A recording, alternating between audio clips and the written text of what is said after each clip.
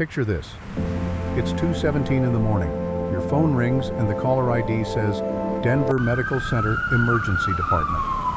Bill Coleman rolled over in his king-sized bed blueprints for the Morrison I'm Street here. renovation, You're going to be sliding okay. off his It chest onto the hurts. floor.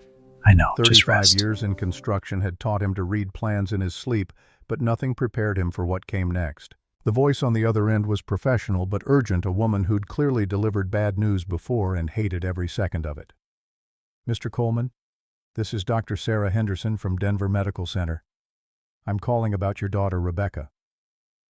Bill sat up straight, his heart hammering against his ribs like a framing nail gun. His wife, Margaret, stirred beside him, her hand reaching for his arm in the dark. What happened to my daughter?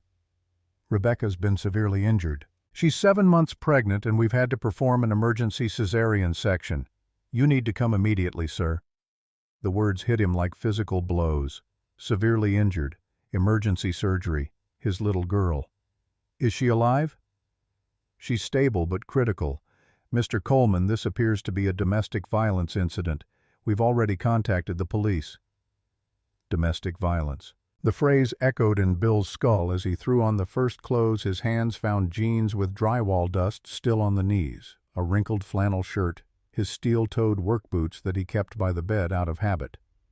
Margaret was already dressed, her face pale in the lamplight, asking questions he couldn't answer because his brain had stopped processing anything except the need to get to his daughter. The drive to Denver Medical Center passed in a blur of streetlights and ignored traffic signals. Bill's hands gripped the steering wheel of his Ford F-250 so hard, his knuckles went white, the same hands that had poured concrete-framed walls and built half the commercial buildings in the Denver metro area, calloused hands that had never trembled until tonight. Tell me exactly what the doctor said. Margaret's voice was steady, that kindergarten teacher calm she used when small children were crying. Rebecca's hurt. The baby's here. They said domestic violence. The words tasted like copper and rage. Derek did something to her. We don't know that for certain. We know. Bill remembered the last time he'd seen Rebecca 3 weeks ago at Sunday dinner. She'd been jumpy nervous, wearing a long-sleeved sweater in September heat. Derek had answered every question directed at her, his hand always on her shoulder, his smile never quite reaching his eyes. Bill had missed it. He'd been so focused on the upcoming Coleman Construction Board meeting that he'd missed his own daughter drowning right in front of him. They reached the hospital in 12 minutes flat. Bill abandoned the truck in a no-parking zone and didn't care. The automatic doors whooshed open, releasing a wave of antiseptic smell mixed with something metallic that made his stomach turn. A nurse looked up from her station, her eyes already sympathetic. Rebecca Brennan, emergency admission tonight. I'm her father, William Coleman. The nurse's expression shifted into something practiced and kind. Third floor, room 307. Dr. Henderson is waiting for you. The elevator ride lasted forever. Margaret held Bill's hand with trembling fingers while he stared at his reflection in the polished steel doors, a 58-year-old man in dirty work clothes and uncombed gray hair, looking every day of his age, and then some. This morning he'd been reviewing expansion plans for Coleman Construction's new Denver office. Right now, he was just a terrified father. Dr. Henderson met them outside Rebecca's room. She was younger than Bill expected, maybe 45, with the kind of professional compassion that came from years of delivering terrible news to families who never saw it coming. Mr. and Mrs. Coleman, Rebecca's awake and asking for you. Margaret's hand flew to her mouth. The baby, a girl. Premature at 33 weeks but fighting. She's in the NICU. Rebecca named her Hope. Hope. Bill's throat tightened around a name that felt like both promise and plea. Dr. Henderson glanced around the busy hallway before gesturing them toward a small conference room. I need to explain Rebecca's condition before you see her. The fluorescent lights hummed overhead, harsh and unforgiving. Bill remained standing while Margaret sank into a plastic chair that looked like it had supported too many grief-stricken families. Rebecca has 3 cracked ribs, internal bruising, and a severe concussion. The trauma triggered premature labor. Dr. Henderson's voice was clinical, but her eyes held something darker. Her husband claims she fell down the stairs. Claims. Bill's contractor brain immediately started calculating Angle's forced trajectory. "What do you think happened?" "I can't make official accusations, Mr. Coleman, but I've been an emergency physician for 20 years.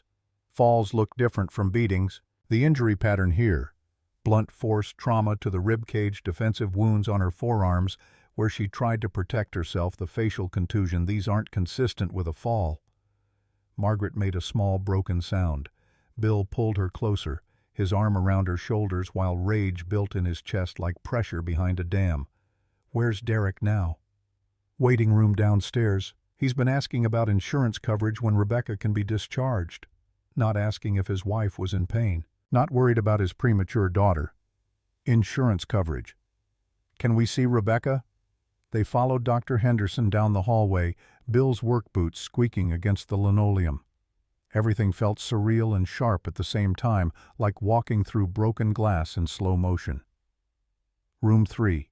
07's door stood slightly ajar, revealing a slice of sterile white and the steady beep of monitoring equipment.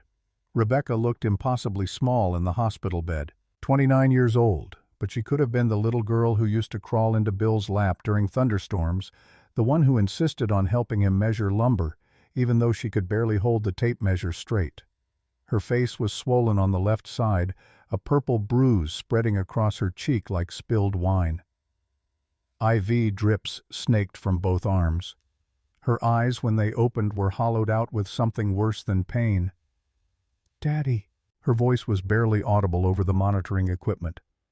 Bill moved to her bedside, carefully, afraid even his presence might cause more damage. "I'm here, sweetheart. Mom's here too. I'm sorry." Tears rolled down Rebecca's cheeks, pooling in the hollow of her collarbone. "I'm so sorry for causing trouble." The words punched through Bill's chest like a sledgehammer. His daughter was apologizing. For being beaten. For nearly dying. "Sorry for what, baby girl?" "Derek said no one would believe me if I told anyone. He said I was being dramatic and crazy, that I have a history of overreacting to normal things." The words came out practiced, rehearsed, like lines she'd been forced to memorize. "He said I make everything worse by not knowing when to keep quiet." Bill's vision went red around the edges. 35 years of construction work meant he knew how to tear down structures that weren't sound.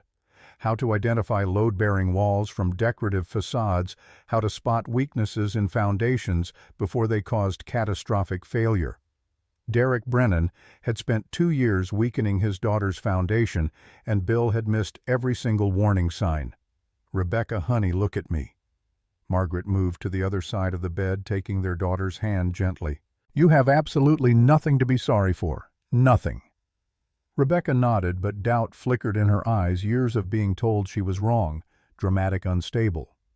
Bill recognized the look he'd seen it in abused women who came through his construction sites over the decades, the ones whose husbands showed up to check on them during lunch breaks, who always had excuses for bruises and broken fingers.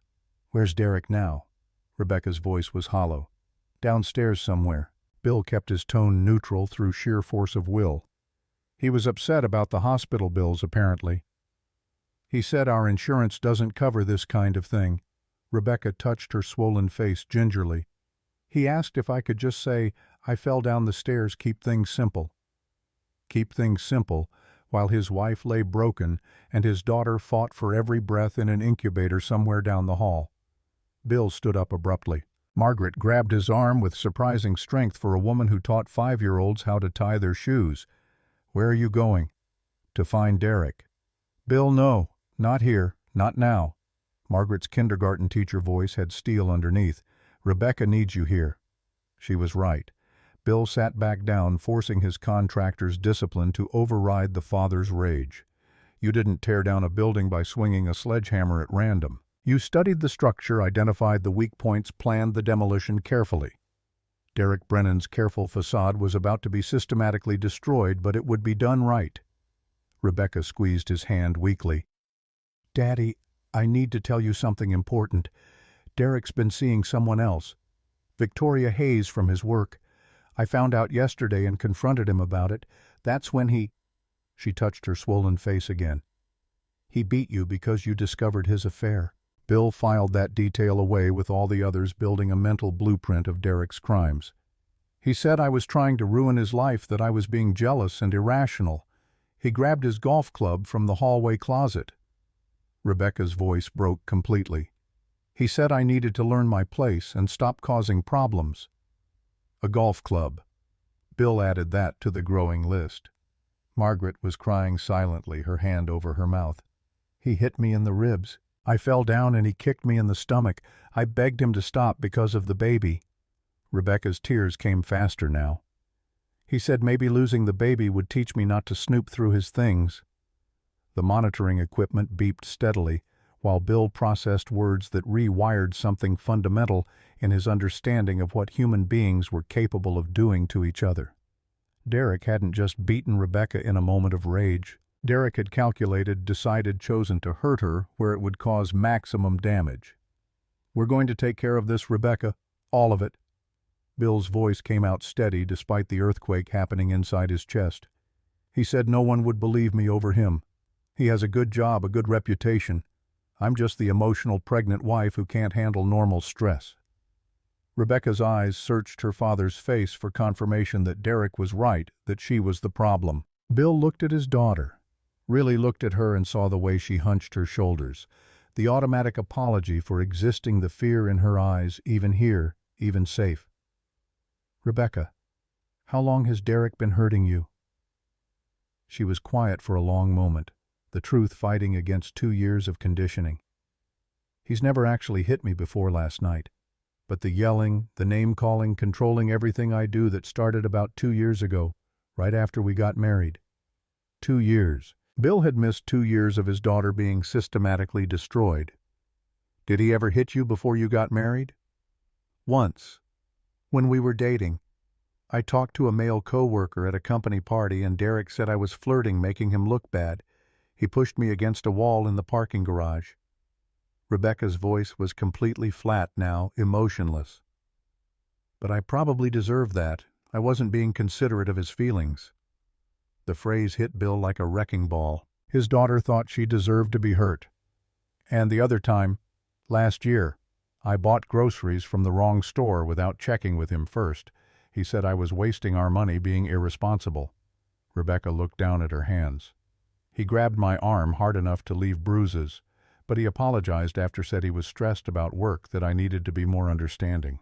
Margaret was openly sobbing now. Bill pulled her close while keeping his other hand on Rebecca's shoulder, anchoring his family together through sheer stubborn refusal to let Derek's damage be permanent. "I want to see my granddaughter." Bill needed to see something good, something worth protecting, something that Derek Brennan hadn't managed to destroy. Dr. Henderson appeared in the doorway as if summoned.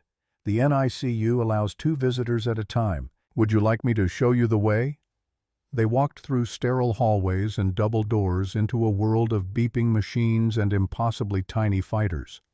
Hope Elizabeth Coleman was in isolette number 7, barely 3 pounds 2 ounces, covered in wires and tubes that looked obscene against her translucent skin, but her tiny chest rose and fell steadily.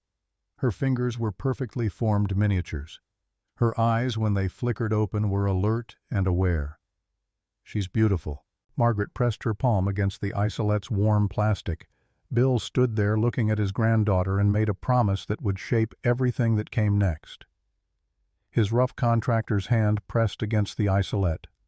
"Hello, sweetheart. I'm your grandpa. I'm going to make sure you and your mama are safe forever. I promise you that." A promise he intended to keep no matter what it cost. They returned to Rebecca's room to find her sleeping fitfully, her face turned toward the window where dawn was starting to break over Denver. Margaret settled into the chair beside the bed while Bill stepped into the hallway and pulled out his phone. The screen showed 5:47 a.m. early, but Frank Morrison had been an early riser even when they'd worked together on the Stapleton redevelopment project 15 years ago. Frank answered on the second ring. "Bill Coleman, it's been a while." "I need your help, Frank. Private investigation work. My daughter's in the hospital. Her husband put her there, and I need to know everything about Derek Brennan that can be legally discovered." "When do you need it?" "Yesterday." There was a pause, the sound of Frank getting out of bed, probably already reaching for his laptop. "Text me his full name, date of birth if you have it, place of employment. I'll start pulling records now." Bill sent the information and added, "Frank, this is personal. All the good ones are. I'll call you in 2 hours with preliminary findings." The waiting room downstairs looked like every hospital waiting room Bill had ever seen: uncomfortable chairs, outdated magazines, fluorescent lights that made everyone look half dead. Derek Brennan sat in the corner by the vending machine's designer Ralph Lauren polo, still perfectly pressed despite the night's events, hair styled like he was about to walk into a business meeting. He had his phone pressed to his ear, voice low and urgent. Bill approached quietly, his work boots making no sound on the linoleum. Derek's words became clearer as the distance closed. "I don't care what it costs me. Find me a lawyer who specializes in this exact kind of situation, the kind of lawyer who wins these cases. Women make completely false accusations when their emotional pregnancy hormones affect judgment. You know how it is.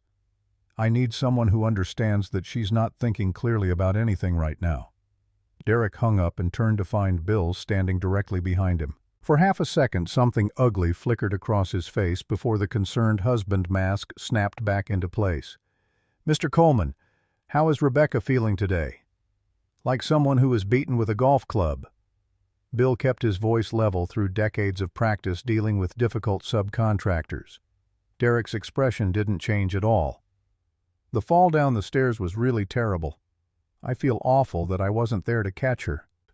"There's security footage of you bringing the golf club into the house, Derek. The police have it." Now something flickered behind Derek's eyes. Calculation, not guilt. Just cold math being done in real time. "There must be some mistake with the timing on that footage. Technology isn't always completely reliable, as I'm sure you know from running a construction company."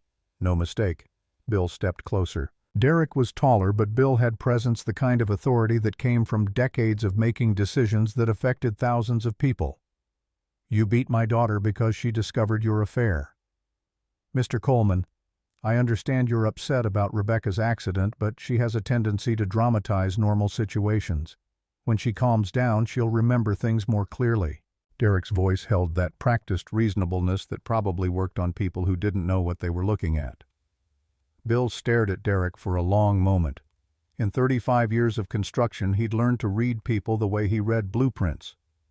Derek Brennan was a facade with nothing structural underneath, all decorative elements designed to hide the fact that the foundation was rotten. "Derek, let me be very clear about something. You have hurt my daughter for the absolute last time." "Sir, I think you're misunderstanding the entire situation here." "I understand perfectly." Bill's voice dropped to the tone he used when firing contractors who cut corners. "You're a coward who beats pregnant women. You manipulated my daughter into thinking abuse was love. You isolated her from her family and friends. You controlled her finances and her freedom." Derek's mask was starting to slip, anger bleeding through the concerned husband act. "Rebecca's told you her version of events, but there are always two sides to every story. Your side involves a golf club and my daughter in the ICU." Bill cut him off. "Look, Mr. Coleman, I know you're very successful in business. I respect that tremendously. Maybe we can work something out here. Financial compensation for medical bills. Maybe some kind of arrangement where Rebecca and the baby are taken care of without involving the courts unnecessarily. She doesn't need the stress of a trial in her current condition." Derek was offering to buy his way out. Bill smiled, and it wasn't a pleasant expression. "Derek, you have absolutely no idea who you're dealing with. Sir, you think you can intimidate me because you own a construction company, but I have rights. I know about Amanda Pierce." Bill watched Derek's face go completely white. $43,000. That's exactly what it cost you to make her drop her restraining order 3 years ago." Derek's mouth opened and closed silently. The concerned husband mask shattered into pieces that couldn't be glued back together. "How did you— I don't know what you're talking about." "I know everything about you, Derek. I know about your gambling debts. I know about your hidden credit cards. I know about your affair with Victoria Hayes." Bill leaned in close enough to see the sweat starting to bead on Derek's perfectly styled hairline. "I know you've been planning this for months, and I know you're not going to get away with it." You can't prove any of that. Derek's voice had lost all its smooth edges. I don't have to prove anything. Bill straightened up. The police will do that. The FBI will do that. The courts will do that. My job is just to make sure they have everything they need. He turned and walked away, leaving Derek standing alone by the vending machines. As Bill headed for the elevators, he pulled out his phone and texted Frank Morrison, "Need complete financial records, employment history, any and all legal issues. Also find me Amanda Pierce. I want to talk to her personally." The response came back 30 seconds later. Already on it. Bill rode the elevator back up to the 3rd floor, his mind already working through the next steps, the way he'd plan a complex construction project. Foundation first. You didn't build anything solid without laying proper groundwork. Derek Brennan had spent 2 years building a lie. Bill Coleman was about to systematically dismantle it piece by piece using every legal tool at his disposal. The NICU nurse recognized him when he returned. "She's been asking for you," she said, gesturing toward Hope's isolette. Bill washed his hands with the antiseptic soap scrubbing under his nails where construction dust had permanently stained the creases. He pulled on the sterile gown and approached isolette number 7. Hope was awake, her tiny eyes tracking movement. "Your daddy made a mistake, little girl." Bill's voice was barely a whisper. He thought being smart meant he could hurt people without consequences. He thought nobody would believe your mama because he had a good job and knew the right words to say. But he forgot something important. Hope's tiny fingers curled and uncurled. He forgot that some of us know how to build things that last, and some of us know exactly how to tear down structures that aren't sound. Bill pressed his rough palm against the warm plastic. "I built Coleman Construction with these hands, 1 brick at a time from nothing. Now I'm going to take your daddy apart the same way. Piece by piece, foundation to roof. And it's all going to be legal, documented, and permanent." His phone buzzed.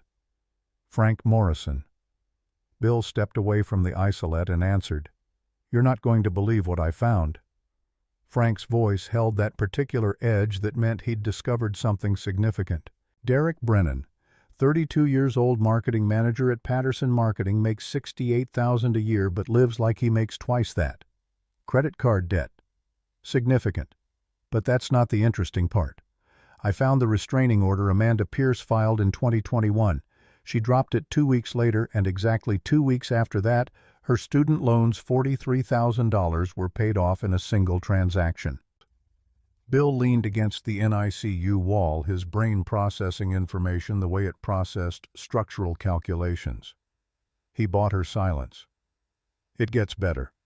I've got 2 former employers who won't talk on record because of NDAs, but their body language when I mentioned Derek's name said everything.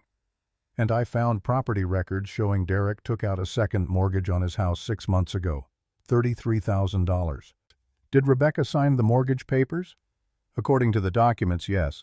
But I'm looking at the signature bill. It doesn't match her signature on the original deed from when they bought the house.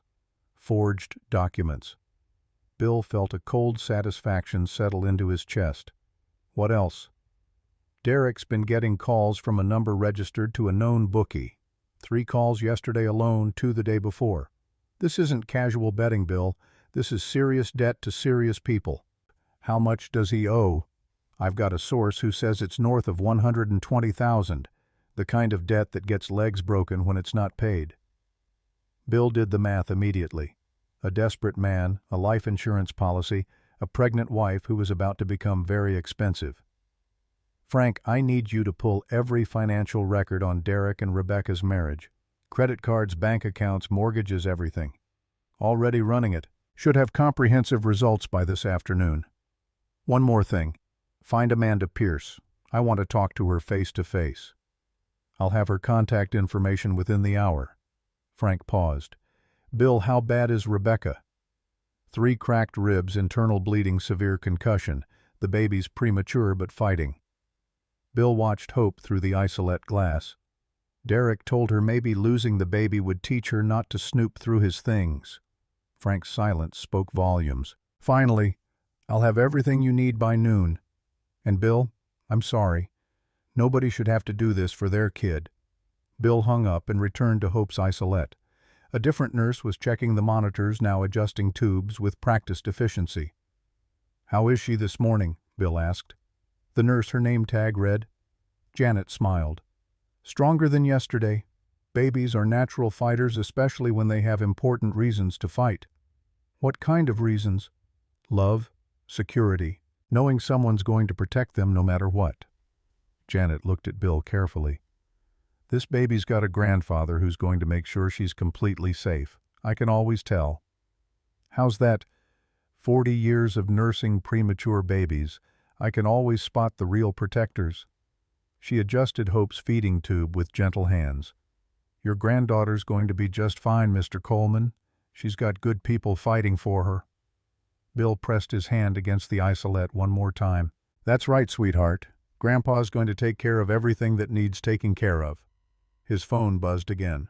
A text from Frank. "Found Amanda Pierce. She's willing to meet. Starbucks on Colfax Avenue, 2 p.m. today. She's been waiting 3 years for someone to believe her." Bill texted back, "I'll be there."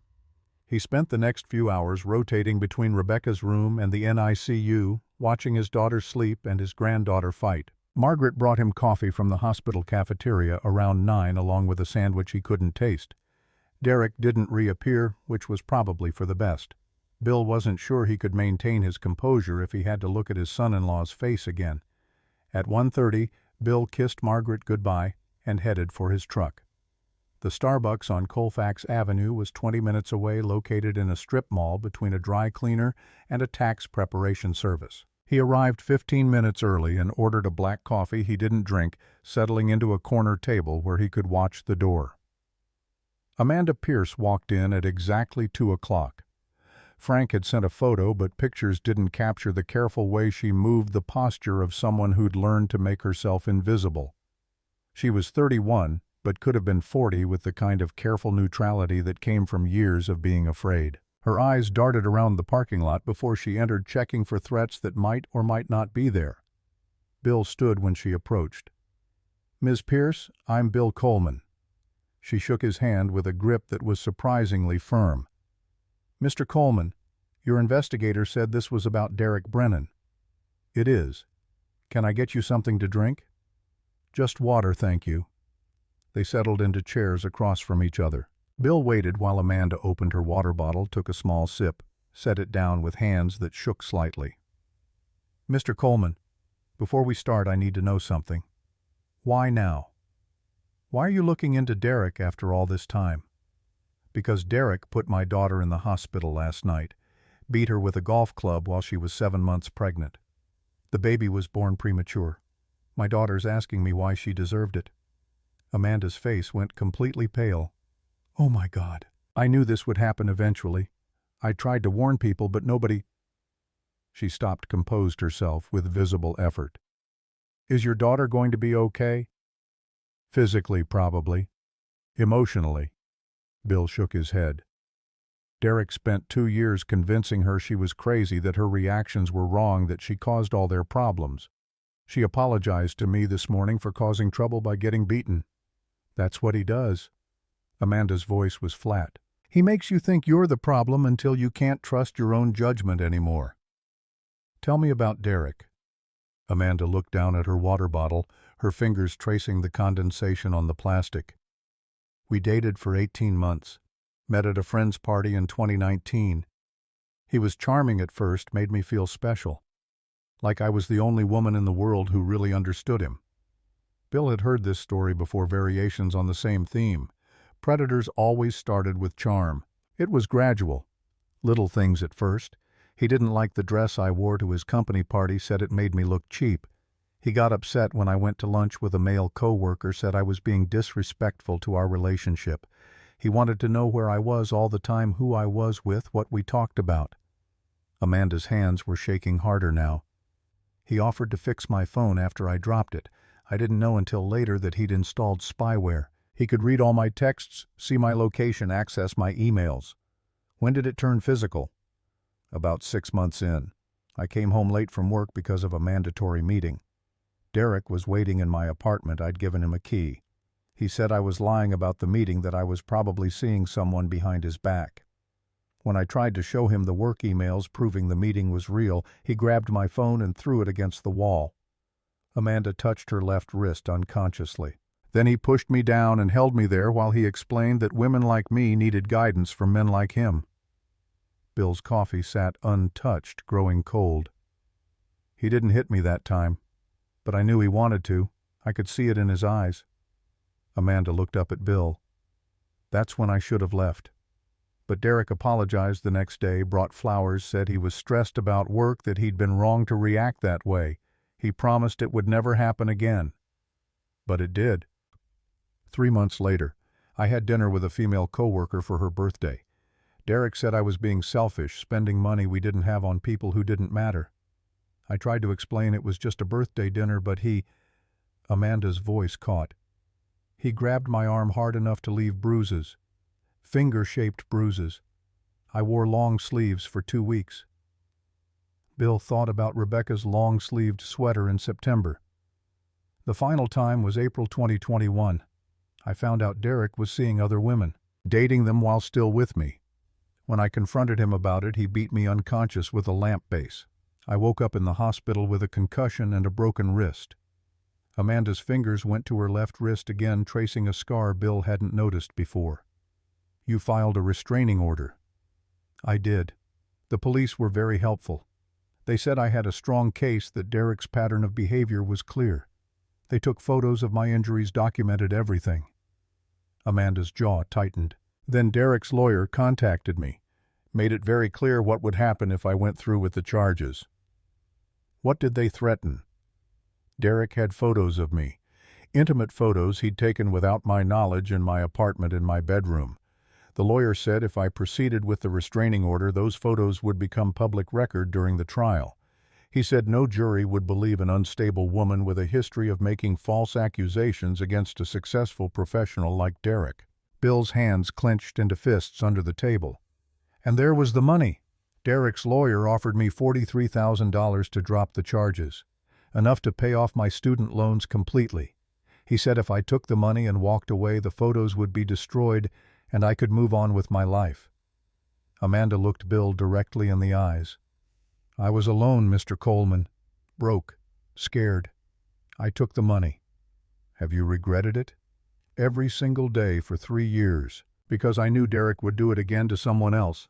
I knew someone else would end up in a hospital bed because I was too weak to fight. Tears were running down Amanda's face now. Your daughter is in the hospital because I wasn't strong enough. No. Bill's voice was firm. My daughter's in the hospital because Derek Brennan is a violent predator. That's not on you. Amanda wiped her eyes with a paper napkin. Mr. Coleman, why did you want to meet with me? Because I need to know Derek's pattern. I need to understand how he operates, what tactics he uses, how he manipulates the system, and because I wanted to ask if you'd be willing to testify about what Derek did to you. Testify Derek paid me to drop the charges. There's no case. There will be. Derek's being charged with attempted murder, domestic violence, and probably 6 federal crimes by the time this is over. Your testimony establishes a pattern of behavior that prosecutors can use. Amanda was quiet for a long moment. If I testify, Derek will destroy me. He'll release those photos, he'll make me look like I'm lying for revenge, Derek won't be able to do anything because Derek's going to be in custody. Bill leaned forward. Ms. Pierce, I know you're scared. You have every right to be. But my daughter needs to know she's not alone, that Derek's done this before, that she's not crazy. And every woman Derek might hurt in the future needs Derek to be stopped permanently. I don't know if I'm strong enough. You got a restraining order 3 years ago when you had no support and no resources. You're strong enough. Bill pulled out his phone and showed Amanda a photo Margaret had sent Hope in her isolate tubes and wires everywhere, fighting for every breath. This is my granddaughter Hope. She's 3 pounds 2 ounces. Derek tried to kill her before she was born because her existence was inconvenient. Amanda stared at the photo. She's beautiful. She deserves to grow up in a world where men like Derek Brennan are in prison, not running free to hurt more women. You're right. Amanda's voice was stronger now. I'll testify. I'll tell them everything Derek did. And Mr. Coleman, There's something else you should know. What's that? After I dropped the charges, I stayed in contact with a domestic violence counselor. Last year, someone broke into my apartment. Didn't take anything valuable, just trashed the place. The next day, I got a text from Derek asking if I was having security problems, offering to help me find a better lock for my door. Derek was threatening you. Derek was reminding me what happens to loose ends. Amanda pulled out her phone and showed Bill the text message still saved after all this time. I saved everything, Mr. Coleman. Every text, every email, every piece of documentation I have about Derek. I've been keeping it for 3 years, waiting for the day when someone would finally believe me. Bill felt something shift in his chest, rage transforming into cold, tactical planning. Ms. Pierce, I'm going to need all of that documentation, and I'm going to need you to tell your story to my private investigator and to the police. Whatever you need. I'm done being scared of Derek Brennan. Amanda stood up. Your daughter is very lucky to have you fighting for her, Mr. Coleman. I should have been fighting for her 2 years ago. I should have seen what Derek was doing. Bill stood as well. I won't make that mistake again. They exchanged phone numbers. Bill watched Amanda drive away in a 10-year-old Honda Civic, her head checking the rearview mirror every few seconds. Derek had damaged her so thoroughly that 3 years later she was still looking over her shoulder. Bill's phone rang as he reached his truck. Frank Morrison, right on schedule. Tell me you have good news. Depends on your definition of good. I have Derek's complete financial history going back 5 years. Bill, this is bad. Rebecca didn't just marry an abuser. She married a con artist. Explain. Derek's opened 5 credit cards in Rebecca's name without her knowledge. Total debt on those cards is $47,000. The second mortgage I mentioned, forged signature, confirmed I had a handwriting expert look at it. But it gets worse. Derek cashed out Rebecca's 401k from her teaching job last year. $18,000 forged authorization. He also transferred $12,000 from Rebecca's inheritance money from her grandmother's estate into a private account Rebecca doesn't have access to. Bill leaned against his truck, processing numbers that added up to systematic theft. How much has he stolen from her total, conservatively $110,000 over the past 2 years? And Bill, that $500,000 life insurance policy I found Derek paid the first premium with Rebecca's stolen 401k money. He used your daughter's own retirement savings to pay for the policy he planned to collect when he murdered her. The parking lot seemed to tilt slightly. Bill gripped the truck's door handle to steady himself. 35 years of construction had prepared him for structural failures, foundation problems, load calculations gone wrong. Nothing had prepared him for the calculated evil of using a woman's own money to finance her murder. Frank, how long has Derek been planning this? Based on the financial timeline? At least 18 months, maybe longer. The 401k withdrawal was 14 months ago. The life insurance policy was taken out 6 months ago. The credit card debt started accumulating 2 years ago, right after Derek and Rebecca got married. He's been setting this up since the beginning. Looks that way. And Bill, I found something else. Derek filed for divorce papers 3 months ago. Never served them to Rebecca, never told her. Just had them drawn up and sitting with his lawyer. Why draw up divorce papers if you're planning murder? Backup plan. If the murder didn't work, he'd divorce Rebecca, use her mental health issues to fight for custody of Hope, get a favorable settlement based on Rebecca being an unstable mother. Derek's a planner. He doesn't leave things to chance. Bill opened his truck door and sat in the driver's seat, his brain working through implications the way it worked through complex construction problems. Derek hadn't just beaten Rebecca in a moment of rage. Derek had spent 2 years building an elaborate structure of lies, financial fraud, and psychological manipulation, all designed to culminate in Rebecca's death looking justified or accidental. Send me everything, Frank. Every document, every financial record, every piece of evidence. I want it organized like a construction blueprint foundation to roof every detail documented. You'll have it within the hour. Bill, what are you planning to do? I'm planning to tear down Derek Brennan's entire world, legally, systematically, permanently. Bill started the truck. The same way I'd demolish a building with a faulty foundation, piece by piece until there's nothing left standing. He drove back to the hospital, his mind already categorizing information into actionable steps.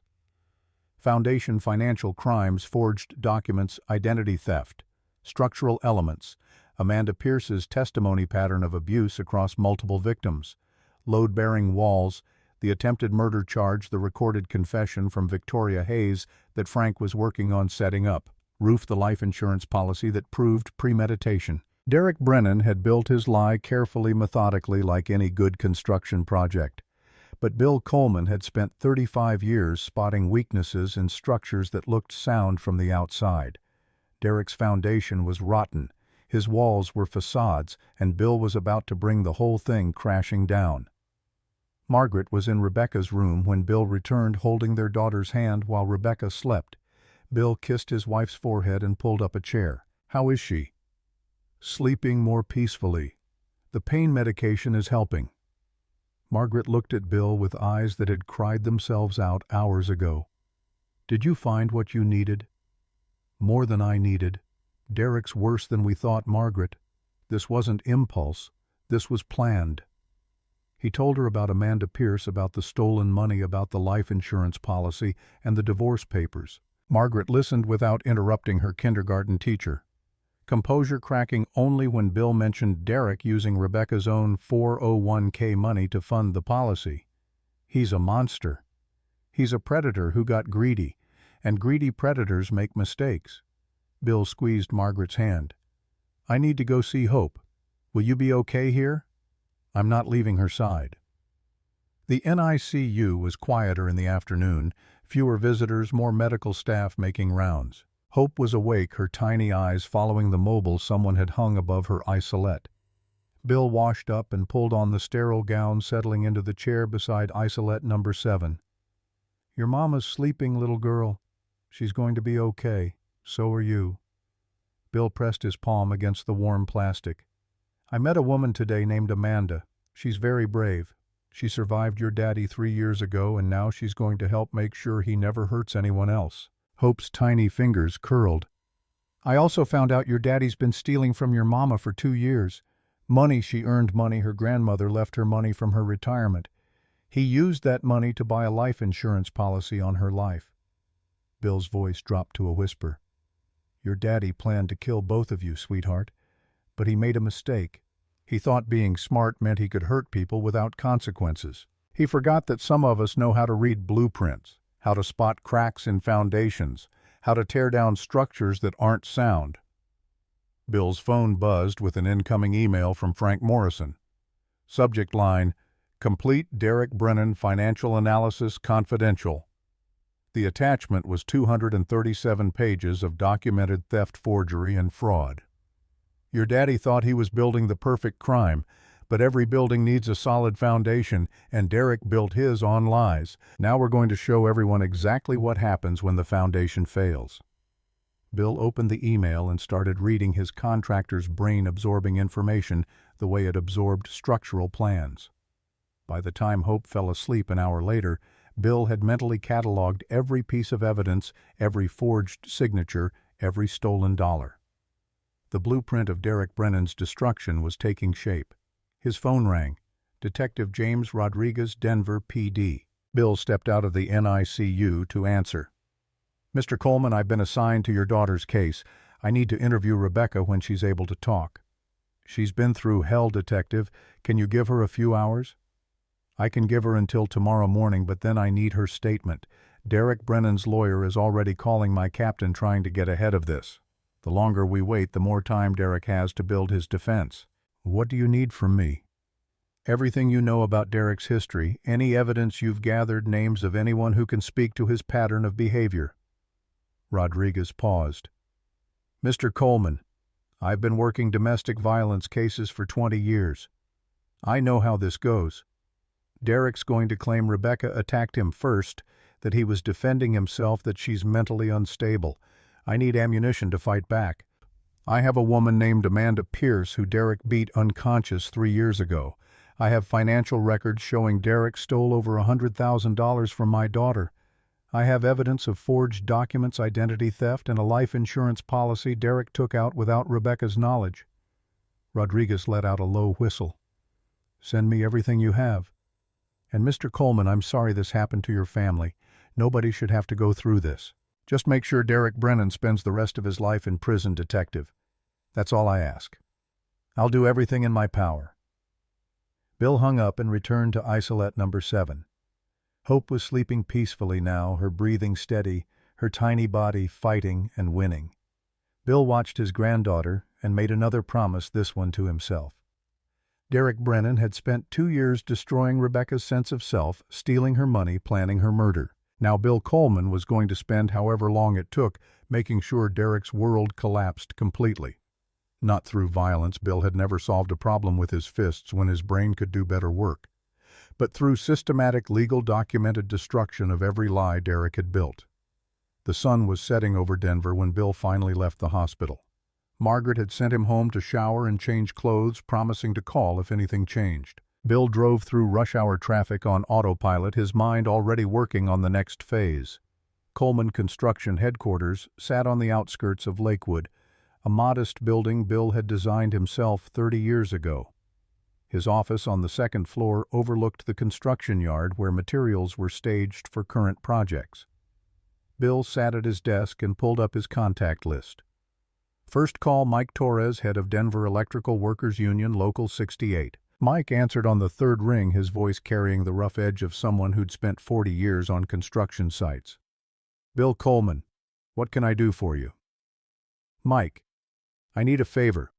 Information on a guy named Derek Brennan works at Patterson Marketing. I need to know his reputation in professional circles." "Give me 20 minutes. Mike called back in 15. "Bill, I made some calls. Derek Brennan's been banned from 3 different networking events for harassing women. 2 complaints filed with the Better Business Bureau about Patterson Marketing's practices, false advertising, bait and switch tactics. Word around the marketing world is Derek's a smooth talker who overpromises and underdelivers. Anything criminal? Nothing that stuck. But people talk Bill. Derek's got a reputation for being aggressive with female coworkers, controlling with girlfriends. Nobody wants to say it out loud because of lawyers, but the Whisper Network knows to stay away from him." Bill added that to his mental file. "Thanks, Mike. I owe you one. Everything okay?" "No, but it will be." 2nd call. Tom Hendricks, retired Denver building inspector who'd worked with Bill on dozens of projects over the years. Tom's retirement meant he could pull public records without raising flags. "Tom, I need you to look up permits on a property, 2847 Maple Street, Denver. Specifically, any mortgages or liens filed in the past year." Tom called back 30 minutes later. "Bill, that property's got some interesting paperwork. Second mortgage filed 6 months ago, $33,000. But here's the thing, the signature on the permit application doesn't match the signature on the original deed." "You're certain?" 30 years as a building inspector, Bill. I know forged signatures when I see them. "You want me to send this to fraud investigation?" "Send it to Detective James Rodriguez at Denver PD. Tell him it's related to the Rebecca Coleman case." "Will do. Bill, you need anything else, you call me, day or night." 3rd call. Danny Okasek ran the largest HVAC company in the Denver metro area. Danny had been installing heating and cooling systems in Coleman construction buildings for 20 years. "Danny, you ever do work for Patterson Marketing?" "Yeah, we did their HVAC last year." "Why?" "What can you tell me about Derek Brennan, their marketing manager?" Danny's voice went cold.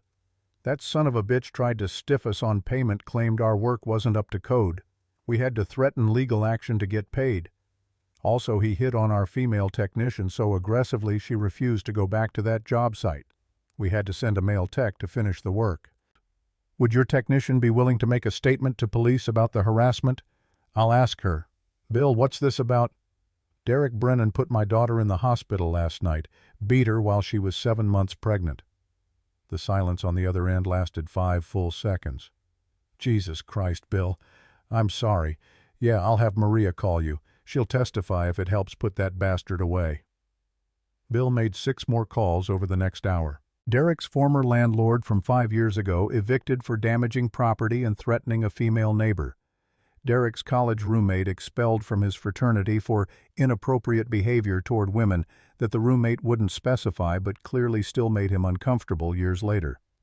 A former co-worker from Derek's previous job quit after Derek made her work environment unbearable with constant criticism and unwanted attention. By 9 p.m., Bill had compiled a timeline of Derek Brennan's predatory behavior going back 15 years. College to present day, a consistent pattern of controlling women, harassing them, hurting them, and then manipulating the system to avoid consequences. His phone rang. Frank Morrison. I've got Victoria Hayes ready to cooperate. She's willing to wear a wire tomorrow and get Derek to confess on tape. A wire, that's FBI territory. Detective Rodriguez called in favors. The FBI's interested because of the financial crimes, identity theft, wire fraud across state lines. They're coordinating with Denver PD. Frank paused. Bill, this is moving fast. Derek doesn't know what's coming for him. Good. The faster we move, the less time Derek has to manipulate anyone else. Bill hung up and sat in his office looking out over the construction yard. 35 years he'd been building things, houses, offices, schools, community centers. He'd built Coleman Construction from nothing into one of the most respected contractors in Colorado. He'd built a reputation for quality work, fair dealing, and finishing what he started. Now he was going to build a case against Derek Brennan that would be so comprehensive, so thoroughly documented, so structurally sound that no defense attorney in the world could knock it down. His phone buzzed with a text from Margaret. Rebecca's awake and asking for you. Come back when you can. Bill drove back to Denver Medical Center, the city lights blurring past his truck windows. He found Rebecca sitting up in bed, still pale but more alert than she'd been that morning. Daddy, where have you been? Working. Bill pulled up a chair and took his daughter's hand. Rebecca, I need you to listen carefully. Derek's in a lot of trouble, not just for hurting you, but for everything he's done over the past 2 years. He told her about the stolen money, the forged documents, the life insurance policy. Rebecca listened with growing horror, her free hand pressed against her mouth. He used my 401k money to buy life insurance on me. He did, and he's been planning this for at least 18 months, probably longer. Rebecca was crying now, silent tears that tracked down her bruised face. I thought I was the problem. Derek said I was too emotional, too suspicious, too difficult. I thought if I could just be better, calmer, more understanding. No. Bill gripped her hand firmly. Derek's a predator, Rebecca. This is what predators do. They make you think you're the problem so you don't see what they're really doing. But I loved him. I married him. How could I not see? Because Derek's very good at what he does. He's been doing it for 15 years to different women. You're not the first, sweetheart. And if we don't stop him, you won't be the last. Rebecca looked at her father with red-rimmed eyes. What are you going to do? I'm going to make sure Derek Brennan never hurts anyone else again. I'm going to use every legal tool, every resource, every connection I have to build a case against him that's so solid, no jury in the world will believe his lies. Bill squeezed her hand. But I need your help.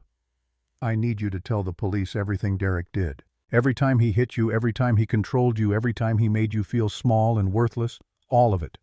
He said no one would believe me. Detective Rodriguez will believe you. I believe you. Amanda Pierce believes you. Bill pulled out his phone and showed Rebecca Amanda's photo. This is the woman Derek beat unconscious 3 years ago. She's going to testify about what Derek did to her. You're not alone in this, sweetheart. You never were. Rebecca stared at the photo. There are others. At least 4 that we've found so far. Derek has a pattern going back to college. Harassment, control, violence. He pays people off or threatens them into silence.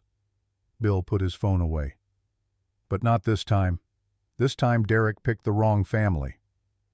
Margaret appeared in the doorway carrying 2 cups of coffee. She handed one to Bill and settled into the chair on the other side of Rebecca's bed. Your father's been making phone calls all evening, Margaret said. Every contractor, electrician, plumber, and building inspector in Denver is looking for information on Derek Brennan. The blue-collar network. Rebecca almost smiled. Derek always looked down on construction workers, said they were uneducated, that anyone could swing a hammer. Well, these uneducated hammer swingers are about to teach Derek what happens when you underestimate working people. Bill sipped his coffee. We know how to read blueprints, spot structural weaknesses, tear down buildings that aren't sound. and we know how to work together to get the job done right." They sat in silence for a while, the three of them, while monitoring equipment beeped steadily and nurses made their rounds in the hallway outside. Finally, Rebecca spoke, her voice stronger than it had been all day. "Daddy, I want to press charges against Derek. Full charges. Everything he did." "Are you sure it's going to be hard, sweetheart? Derek's lawyer will try to make you look unstable, emotional, vindictive." "Let them try." Rebecca sat up straighter despite the pain it caused. "I'm done being scared of Derek Brennan. I'm done letting him control how I feel about myself, and I'm done protecting him from the consequences of his own actions." Bill felt pride surge through his chest. "That's my girl." His phone buzzed. Frank Morrison again, this time with a text. "Derek just called his bookie asking for a 2-week extension on his gambling debts. Bookie said no. Derek's running out of time and options." Bill showed the text to Margaret and Rebecca. "Derek's desperate. Desperate men make mistakes." "What kind of mistakes?" Rebecca asked. "The kind that get them arrested." Bill stood up. "Get some rest, sweetheart. Tomorrow's going to be a long day. Detective Rodriguez will be here in the morning to take your statement, and then we start building the case that puts Derek away for the rest of his life." He kissed Rebecca's forehead and headed for the door. Margaret followed him into the hallway. "Bill, are you okay? You've barely slept. You've been going non-stop since the call came in." "I'm fine." "You're not fine. You're running on rage and coffee." Bill leaned against the wall, suddenly feeling every one of his 58 years. "I missed it, Margaret. For 2 years, Derek was destroying our daughter, and I missed every sign. The canceled Sunday dinners, the long sleeves in summer, the way she flinched when Derek touched her shoulder. I was so focused on Coleman Construction's expansion plans that I didn't see my own daughter drowning." Margaret took his hands in hers. "You're seeing it now. You're fighting for her now. That's what matters." "Is it enough?" Ask Rebecca. Ask Hope. Margaret squeezed his hands. "You're doing what fathers do, Bill. You're protecting your family. Derek Brennan made a terrible mistake when he hurt a Coleman. He's about to learn exactly what that mistake costs." Bill pulled his wife close, grateful for her strength when his own felt shaky. They stood in the hospital hallway holding each other while the world continued its steady rotation around them. Finally, Bill stepped back. "I'm going to check on Hope one more time, then I'll head home for a few hours. You'll call if anything changes. The second anything changes." Bill made his way back to the NICU one final time. Hope was sleeping peacefully, her tiny chest rising and falling with mechanical assistance, but growing stronger with each breath. Bill didn't go inside this time, just stood at the window watching his granddaughter fight. "Derek Brennan wants a war," Bill said quietly to the glass. "He's about to get one, but not the kind he's expecting, not fists and anger and violence, the kind that happens in courtrooms and FBI offices and jury boxes, the kind where every lie gets documented, every crime gets prosecuted, every victim gets heard. The kind Derek can't buy or threaten or manipulate his way out of." Bill pressed his palm against the NICU window. "Sleep well, little Hope. Grandpa's got work to do." He drove home through empty Denver streets, his brain already planning tomorrow. Victoria Hayes wearing a wire. Derek confessing on tape. The systematic dismantling of every lie Derek had built. Bill Coleman had spent 35 years building structures designed to last. Now he was going to tear down Derek Brennan's house of cards, and he was going to do it legally, methodically, permanently.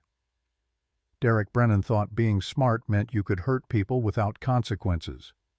He was about to learn what happened when a blue-collar contractor who'd built half of Denver decided to destroy someone completely. The demolition was about to begin. Victoria Hayes sat in her Honda Accord in the Patterson Marketing parking lot at 12:30 on Tuesday afternoon, wearing a wire that felt like it weighed 50 pounds despite being smaller than a credit card. Detective Rodriguez's voice came through her earpiece, calm and professional.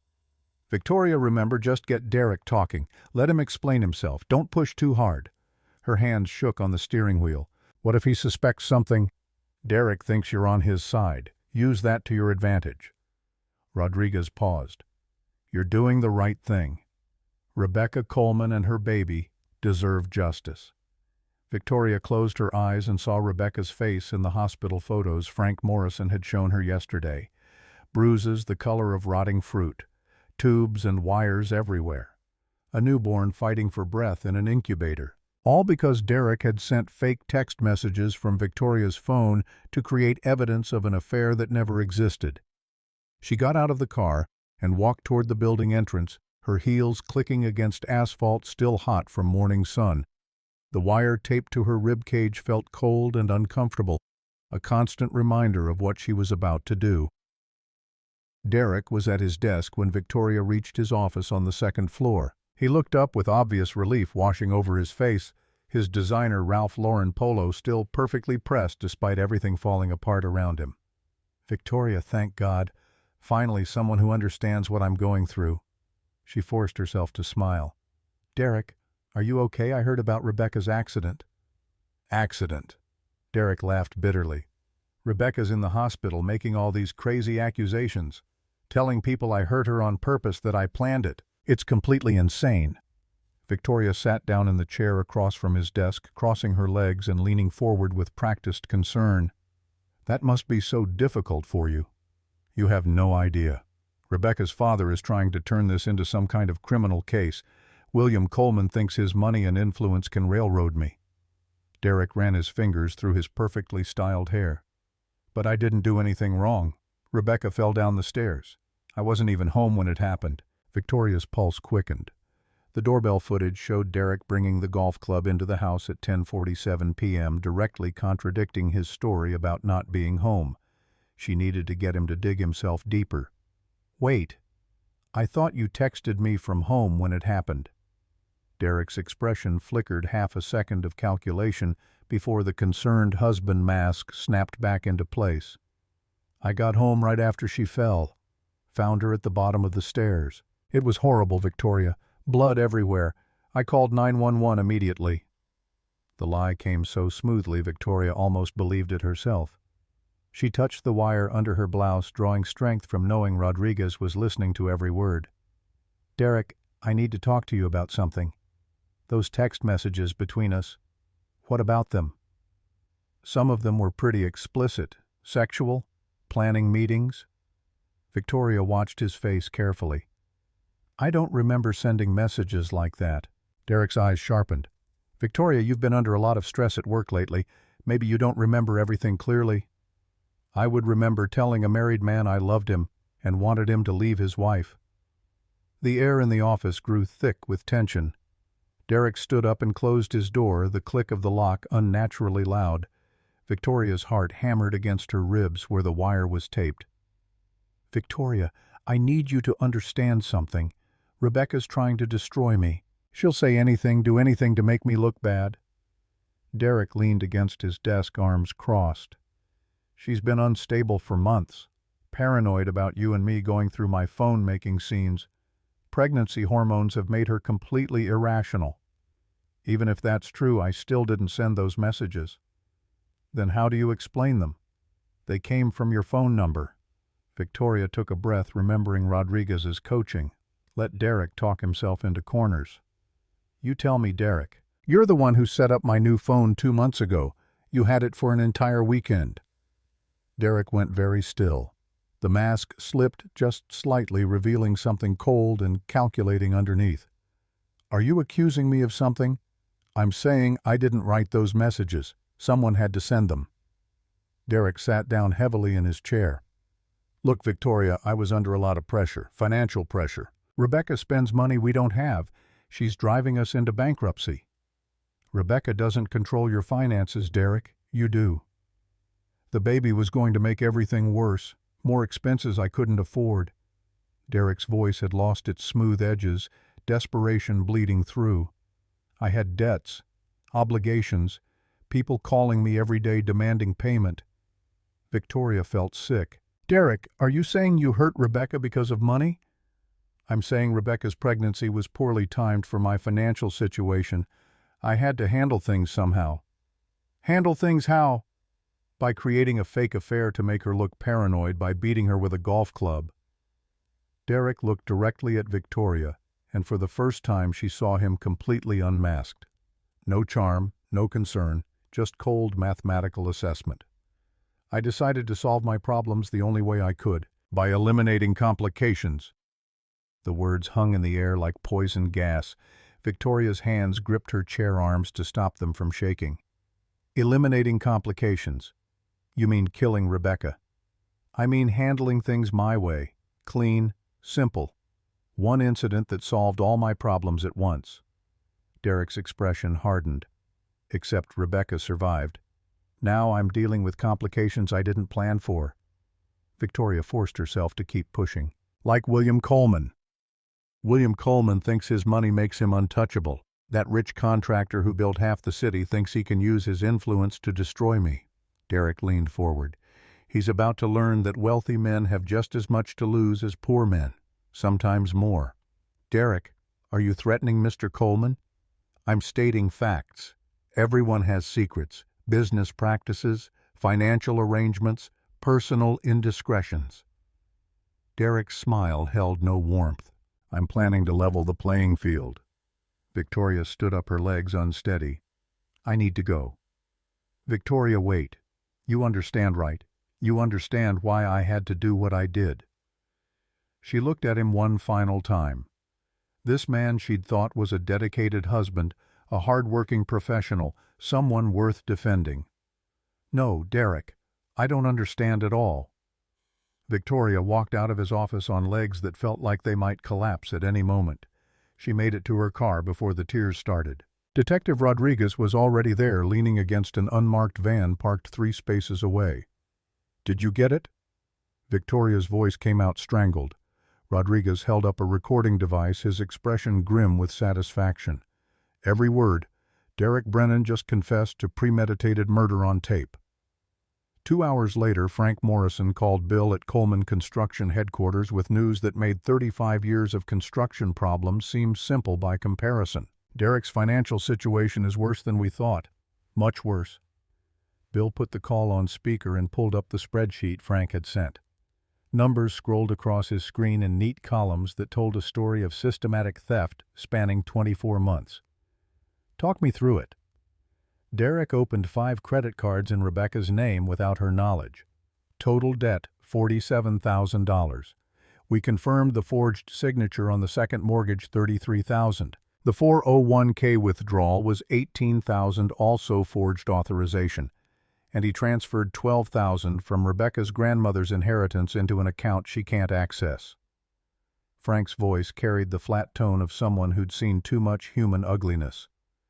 Total theft, $110,000 over 2 years. Bill's hands clenched into fists. He's been stealing from her since they got married. It gets sicker. That $500,000 life insurance policy, Derek paid the first premium with Rebecca's 401k money. He literally used your daughter's retirement savings to finance the policy he planned to collect when he murdered her. The construction yard outside Bill's window blurred. He gripped the edge of his desk knuckles, going white against dark wood. How long has he been planning this? Based on financial timestamps, minimum 18 months. The 401k theft happened 14 months ago. Life insurance, 6 months ago. Credit card fraud started immediately after marriage. Frank paused. Bill, there's more. Derek filed divorce papers 3 months ago. Never served them, never told Rebecca. Just had them sitting with his attorney. Backup plan. Bill's contractor brain immediately understood the strategy. If murder didn't work, divorce with custody battle. Use Rebecca's mental health history to paint her as unstable mother, get favorable settlement. Exactly. Derek doesn't leave things to chance. He's a planner. Bill stared at the spreadsheet, seeing not just numbers, but a blueprint of calculated evil. Derek had built his crime the way Bill built commercial buildings, foundation first, then framing, then finish work. 2 years of preparation for a murder that was supposed to look justified. Send everything to Detective Rodriguez. I want federal charges added to the state charges, identity theft, wire fraud, everything that crosses state lines. Already done. FBI's interested because of the financial crimes. They're coordinating with Denver PD. Frank cleared his throat. Bill Victoria Hayes got Derek's confession on tape this afternoon. He admitted planning to eliminate complications by killing Rebecca. We have him. Relief and rage mixed in Bill's chest like concrete components that hadn't been properly measured. What happens now? Rodriguez is getting arrest warrants. Should have them by tomorrow morning. Derek's going to be taken into custody at his workplace in front of his co-workers with news cameras that someone might anonymously tip off. Bill almost smiled. Public humiliation. Just like he publicly humiliated Rebecca by calling her crazy and unstable. What goes around comes around. After Frank hung up, Bill sat in his office watching the sun track across the Denver skyline. His phone rang constantly. Mike Torres with more dirt on Derek's professional reputation. Tom Hendricks confirming the forged building permits were filed with fraud investigation. Danny Okasek saying his technician Maria was willing to testify about Derek's harassment. The Blue Collar Network was delivering exactly what Bill needed, a comprehensive picture of Derek Brennan as a predator who'd been operating with impunity for 15 years. College to present day, a trail of damaged women and threatened lawsuits and ND, as that protected Derek while silencing his victims. But not this time. Bill's phone buzzed with a text from Margaret. "Rebecca wants to see you. Important." He found his daughter sitting up in her hospital bed looking more alert than she had since the attack. The bruises on her face had darkened to deep purple, but her eyes held something new, determination instead of defeat. "Daddy, I've been thinking about what you said, about Derek's pattern, about other women." Rebecca's voice was steady. "I want to talk to Amanda Pierce." "Why?" "Because I need to know I'm not crazy. Derek spent 2 years telling me I overreacted to everything, that my emotions were wrong, that I made problems out of nothing." Rebecca's hands twisted the hospital blanket. "I need to hear from someone else who survived him. I need to know it wasn't just me." Bill pulled out his phone and texted Amanda, "Rebecca wants to meet. Are you willing?" The response came back in less than a minute. "Absolutely." When and where they arranged to meet at the hospital the following afternoon. Bill spent the evening rotating between Rebecca's room and the NICU, watching his daughter heal and his granddaughter grow stronger. Hope had gained 2 ounces of victory that felt massive given where they'd started.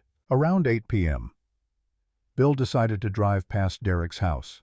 Not to confront him, Bill wasn't stupid enough to give Derek ammunition for a harassment claim. Just to see. Just to understand what Rebecca's life had been like in that modest, split level on Maple Street. The house looked ordinary from the outside. Neat lawn, attached garage, basketball hoop over the driveway. The kind of house young couples bought when they were starting out, full of hope and plans. Bill thought about Rebecca living there for 2 years, isolated and controlled, her confidence systematically destroyed while neighbors went about their business 50 feet away. His phone rang. Detective Rodriguez. "Mr. Coleman, we've got the arrest warrant. Tomorrow morning, 2 p.m. Patterson Marketing. FBI and Denver PD coordinating." "I want to be there." Rodriguez hesitated. "That's not protocol." "I'm not asking to participate. I just want to watch Derek's face when he realizes he's not getting away with it. Meet me in the parking lot at 1:45. Stay in your vehicle until after the arrest. And Mr. Coleman, don't do anything that gives Derek's lawyer ammunition." Bill drove home to the house in Lakewood he'd built 30 years ago, back when Rebecca was learning to walk, and Coleman Construction was just him and 2 employees working out of a rented garage. Margaret was waiting up despite the late hour, reading a mystery novel she'd probably read 3 times already. How is she? Stronger, asking the right questions, getting angry instead of apologizing. Bill collapsed onto the couch beside his wife. "Derek's being arrested tomorrow afternoon. Public arrest, lots of witnesses." Margaret closed her book. "Good. That monster deserves to have everyone see him in handcuffs." They sat in silence for a while, both processing everything that had happened in less than 48 hours. Finally, Margaret spoke, her voice carrying that kindergarten teacher gentleness that always preceded hard truths. "Bill, what happens after Derek's arrested, after the trial, after he goes to prison?" "What do you mean?" "I mean Rebecca's going to need therapy. Real therapy, years of it." Hope's going to grow up with questions about her father. You and I are going to have to help Rebecca rebuild her entire life." Margaret took his hand. "Destroying Derek isn't the end of this. It's just the beginning of helping Rebecca heal." Bill knew she was right. Vengeance would feel good for maybe 10 minutes. Then the real work started, helping his daughter remember who she'd been before Derek, helping her build a life where she felt safe and valued and whole. "One step at a time," Bill said. "First we put Derek in a cage where he can't hurt anyone else. Then we help Rebecca heal." They went to bed around midnight. Bill lay awake staring at the ceiling, his contractor brain running through calculations. Load-bearing walls, foundation integrity, structural soundness. Derek's entire edifice of lies was about to collapse, and Bill was going to make sure the rubble buried Derek completely. His phone buzzed at 2 a.m. with an email from Frank Morrison. Subject line, "Derek's complete criminal history. You need to see this." Bill opened the attachment and started reading. By the time dawn broke over Denver, he'd absorbed 15 years of carefully documented predatory behavior. 3 ex-girlfriends willing to testify, 2 former co-workers with harassment complaints, 1 college roommate who'd reported Derek to campus security for stalking behavior that resulted in Derek's expulsion from his fraternity. The pattern was unmistakable. Derek found vulnerable women, isolated them, controlled them, hurt them, then threatened or paid them into silence. He'd refined his technique over 15 years until he could destroy someone's sense of self in under 6 months. But Derek had made a critical error. He'd chosen Bill Coleman's daughter. Bill showered and dressed in his work clothes, jeans, flannel shirt, steel-toed boots, the uniform of a man who'd built half of Denver with his own hands. He stopped by the hospital before heading to Patterson Marketing, spending 30 minutes with Rebecca and another 30 watching Hope sleep. "Today's the day?" Rebecca asked when Bill kissed her goodbye. "Today's the day Derek Brennan learns he picked the wrong family." Bill arrived at Patterson Marketing at 1:45 exactly. The parking lot was moderately full, a typical Tuesday afternoon. Detective Rodriguez was waiting in an unmarked sedan along with 2 FBI agents Bill didn't recognize. "Mr. Coleman, this is Special Agent Chen and Special Agent Williams. They're handling the federal charges." Agent Chen was a woman in her 40s with sharp eyes and a no-nonsense demeanor. "Mr. Coleman, your daughter's case has exposed a much larger pattern of criminal behavior. We've found evidence Derek Brennan has been committing identity theft and wire fraud for over a decade." "How many victims?" "At least 7 women we know of. Probably more." Agent Chen's jaw tightened. "Derek's been very good at avoiding prosecution. Today that ends." At exactly 2 p.m., 3 vehicles pulled into the Patterson Marketing lot, 2 Denver PD cruisers and an FBI van. Rodriguez and the agents got out, their movements coordinated and professional. Bill stayed in his truck watching through the windshield as they entered the building. 15 minutes later, employees started gathering at the second-floor windows. Bill could see them pointing, pulling out phones, clearly filming whatever was happening inside. Good. Let everyone see Derek's carefully constructed reputation crumble in real time. Derek emerged in handcuffs 5 minutes later, flanked by Rodriguez and Agent Chen. His Ralph Lauren polo was rumpled now, his perfect hair disheveled, his face cycling through emotions too fast to track. Bill got out of his truck and stood by the hood, arms crossed, making sure Derek saw him. Their eyes met across 30 feet of asphalt. Derek's mouth moved words Bill couldn't hear but could guess. Accusations, threats, blame.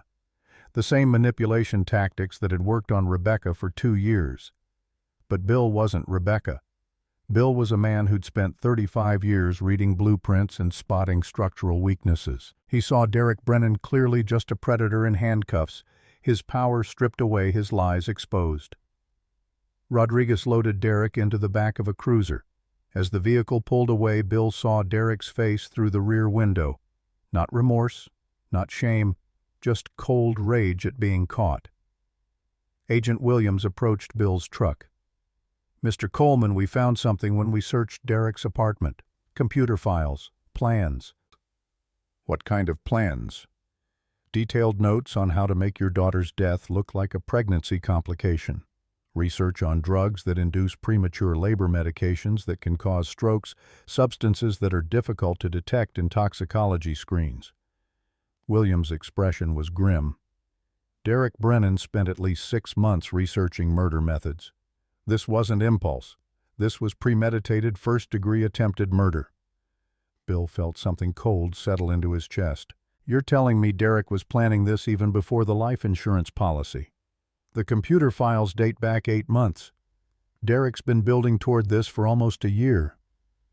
Bill drove back to the hospital on autopilot, his brain processing implications that made construction site accidents look simple by comparison. Derek hadn't just beaten Rebecca in a moment of rage. Derek had spent 8 months planning her murder, researching methods, calculating risks, preparing contingencies. Rebecca was awake when Bill reached her room, watching news coverage of Derek's arrest on the hospital television. The local stations were running it as breaking news: marketing executive arrested for attempted murder of pregnant wife. They're showing him in handcuffs on TV. Rebecca's voice held wonder and relief in equal measure. Everyone can see what he really is. Margaret muted the television. Amanda Pierce just called. She's on her way. Amanda arrived 30 minutes later, carrying flowers she set on Rebecca's bedside table. The two women looked at each other across 3 years and a shared trauma that connected them in ways no one else could fully understand. "I'm so sorry," Amanda said, her voice barely audible. "If I'd been stronger 3 years ago, you wouldn't be in this hospital bed. Derek would have been in prison where he belongs." Rebecca shook her head. "That's not your fault. Derek's fault. Only Derek's." The simple statement held power that made Amanda's eyes fill with tears. They talked for 2 hours while Bill and Margaret waited in the hallway, giving them space to share stories that no parent should have to hear. When Amanda finally emerged, her face was blotchy from crying, but her shoulders were straighter. "Mr. Coleman, I want you to know I'm testifying at Derek's trial.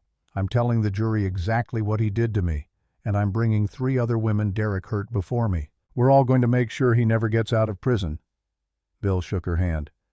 "Thank you for being brave enough to come forward." Rebecca was brave enough to survive.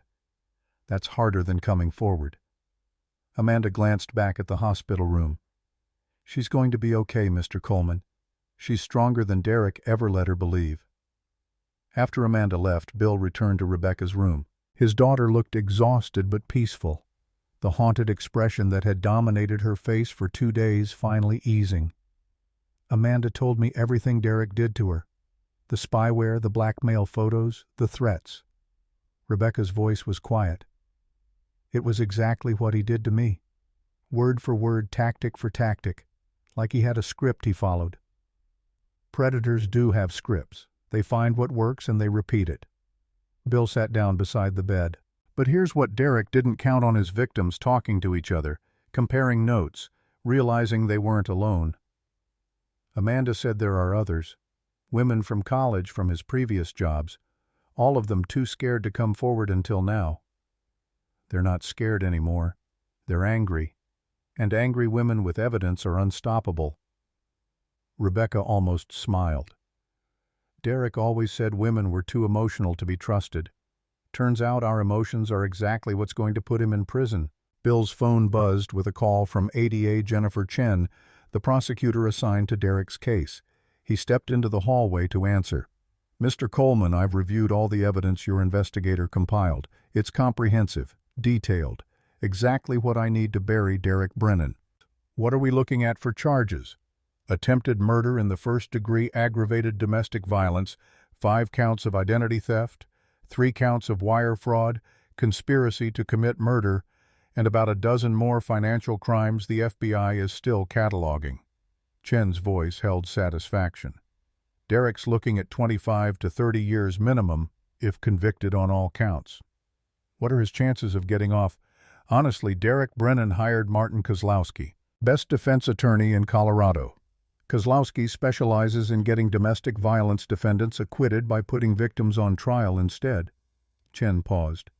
"He's going to attack Rebecca's credibility, her mental health history, any time she's been emotional or made a complaint about anyone.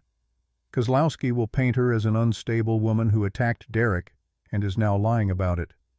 Bill's jaw tightened. What do we need to beat that strategy? Amanda Pierce's testimony establishing Derek's pattern, the financial records proving premeditation, Victoria Hayes's recorded confession, and Rebecca being strong enough to withstand Kozlowski's cross-examination without breaking. Rebecca's strong. She survived Derek for 2 years. She can survive his lawyer for a few hours? I hope you're right, Mr. Coleman, because Kozlowski's won 7 out of his last 10 domestic violence cases. He's very good at what he does. After Chen hung up, Bill stood in the hospital hallway thinking about courtrooms and juries and defense attorneys who made their money helping abusers walk free. He'd spent 35 years building structures designed to withstand Colorado weather, wind, snow, earthquakes, floods. Now he needed to help Rebecca build emotional strength to withstand a different kind of assault. His phone rang again. Frank Morrison. Bill, you need to know something. Derek's uncle is Robert Brennan. Former district court judge, retired, lots of connections in the Colorado legal system. Let me guess, Uncle Judge is funding Derek's defense. Already made calls trying to get the case dismissed on technicalities. Judge Brennan's arguing the arrest was improper, the warrant was too broad, the evidence was obtained illegally. Frank's voice carried warning. This guy has influence, Bill. He could make our lives very difficult. Let him try. We've got Derek's confession on tape, 8 months of murder research on his computer, and 7 women willing to testify about his pattern of abuse. No judge in Colorado is throwing that out. I hope you're right. Bill returned to Rebecca's room to find her asleep. Margaret reading in the chair beside the bed. His wife looked up with tired eyes. The nurse said Rebecca can probably go home in a few days. They want to monitor her for infection risk and make sure the internal bleeding has stopped completely. Home where she's not going back to that house on Maple Street. I was thinking our place. We can set up the guest room for her and Hope. Give them time to figure out what comes next. Bill nodded. I'll have some of the Coleman construction crew move her things out of Derek's house this week. She shouldn't have to go back there ever again. They sat in comfortable silence while Rebecca slept, and monitors beeped their steady rhythm. Bill's phone buzzed every few minutes with updates, Rodriguez confirming Derek was being held without bail. Agent Chen sending over witness lists. Frank forwarding more financial documents that showed Derek's theft was even more extensive than initially documented. Around 7 p.m., Bill went to check on Hope. The NICU was quiet during dinner hours, fewer visitors, most babies sleeping. Hope was awake, her tiny eyes tracking the mobile someone had hung above her isolette. She'd gained another ounce now, 3 pounds, 4 ounces of pure fighting spirit. Your mama's getting stronger, Bill told her through the plastic barrier. She's going to be able to hold you soon, rock you, feed you, tell you stories about how brave you are. Hope's fingers curled and uncurled. Your daddy's in jail right now. He's probably sitting in a cell wondering how everything went wrong so fast. But it went wrong because he picked the wrong family to hurt. The Colemans don't break easy, sweetheart. We're built to last. Bill's phone rang. Detective Rodriguez. Mr. Coleman, Derek's asking for a lawyer meeting. He wants to make a statement. What kind of statement? Not sure yet. His attorney's blocking us from interviewing him directly. But Derek's already changing his story. First he said Rebecca fell downstairs. Now he's saying she attacked him with the golf club and he was defending himself. Bill gripped the phone hard enough to make his knuckles ache. He's lying. Of course he's lying. But Kozlowski's good at making lies sound believable. He'll put Derek on the stand, have him cry about how scared he was of his unstable pregnant wife, how he was just trying to protect himself. Rodriguez's voice hardened. We need to make sure the jury sees through the performance. What do you need from me? Keep compiling evidence. Keep finding witnesses. Keep building the case until it's so overwhelming, no jury can ignore it. Rodriguez paused. And Mr. Coleman, prepare Rebecca. Kozlowski's going to try to destroy her on the stand. She needs to be ready. Bill hung up and looked at his granddaughter sleeping peacefully in her isolette. Hope would grow up without her father, but she'd grow up safe. That was worth every sleepless night, every phone call, every hour spent building the case against Derek Brennan. His phone buzzed with a text from Frank. Found 3 more women Derek harassed at previous jobs. all willing to testify. Derek's pattern goes back to 2008. Bill typed back, "Send me their contact information. I want to thank them personally." He spent the next hour calling women he'd never met, thanking them for their courage in coming forward. Each conversation followed the same pattern: initial fear, then relief that someone believed them, then determination to make sure Derek couldn't hurt anyone else. By the time Bill returned to Rebecca's room, it was after 9 p.m. Margaret had dozed off in her chair. Rebecca was awake, staring at the ceiling with an expression Bill couldn't quite read. "Daddy, can I ask you something?" "Anything, sweetheart." "Do you think I'm weak? For staying with Derek as long as I did? For not seeing what he was?" Bill pulled up a chair close to the bed. "No. I think you're incredibly strong for surviving 2 years of psychological warfare designed specifically to make you doubt yourself. But I should have left. Derek made sure you couldn't leave. He controlled your money, isolated you from friends and family, convinced you that all your problems were your fault. That's not weakness, Rebecca. That's what happens when a skilled predator targets someone." Bill took her hand gently. "You know what actual weakness looks like, Derek. Sitting in a jail cell right now blaming everyone else for his choices. That's weakness. You survived. You fought back. You pressed charges. That's strength." Rebecca's eyes filled with tears. "I loved him, Daddy. Even knowing what he did, part of me still—" "That's normal. Love doesn't just disappear because someone betrays it. You're grieving who you thought Derek was, not who he actually is." Bill squeezed her hand. "Give yourself time to mourn that, but don't mistake grief for weakness." They sat together in the dim hospital room while Denver settled into night outside. Bill's phone buzzed periodically with updates he'd read later: more evidence, more witnesses, more pieces of Derek's carefully constructed lie falling apart. Around midnight, Margaret woke up and insisted Bill go home to sleep. He drove through empty streets thinking about foundations and load-bearing walls and structures built to withstand stress. Rebecca had survived something that should have destroyed her. Now she needed time to rebuild on solid ground. Bill's phone rang as he pulled into his driveway. Ada Chen. "Mr. Coleman, I'm sorry to call so late. Derek's attorney just filed a motion to dismiss all charges based on Rebecca's mental health history. They're arguing she's not a reliable witness due to past treatment for depression and anxiety." Rage flooded Bill's chest. "You can fight that." "I can and I will, but you need to know this is how Kozlowski operates. He files motions designed to humiliate victims to make them feel like they're the ones on trial. He's trying to break Rebecca before we even get to court." "Rebecca's not going to break. Make sure of it, Mr. Coleman, because Kozlowski's just getting started." Bill went inside and collapsed onto the couch without bothering to change clothes. His phone buzzed with one final text from Frank Morrison: "Derek's preliminary hearing scheduled for next week. Get ready for war."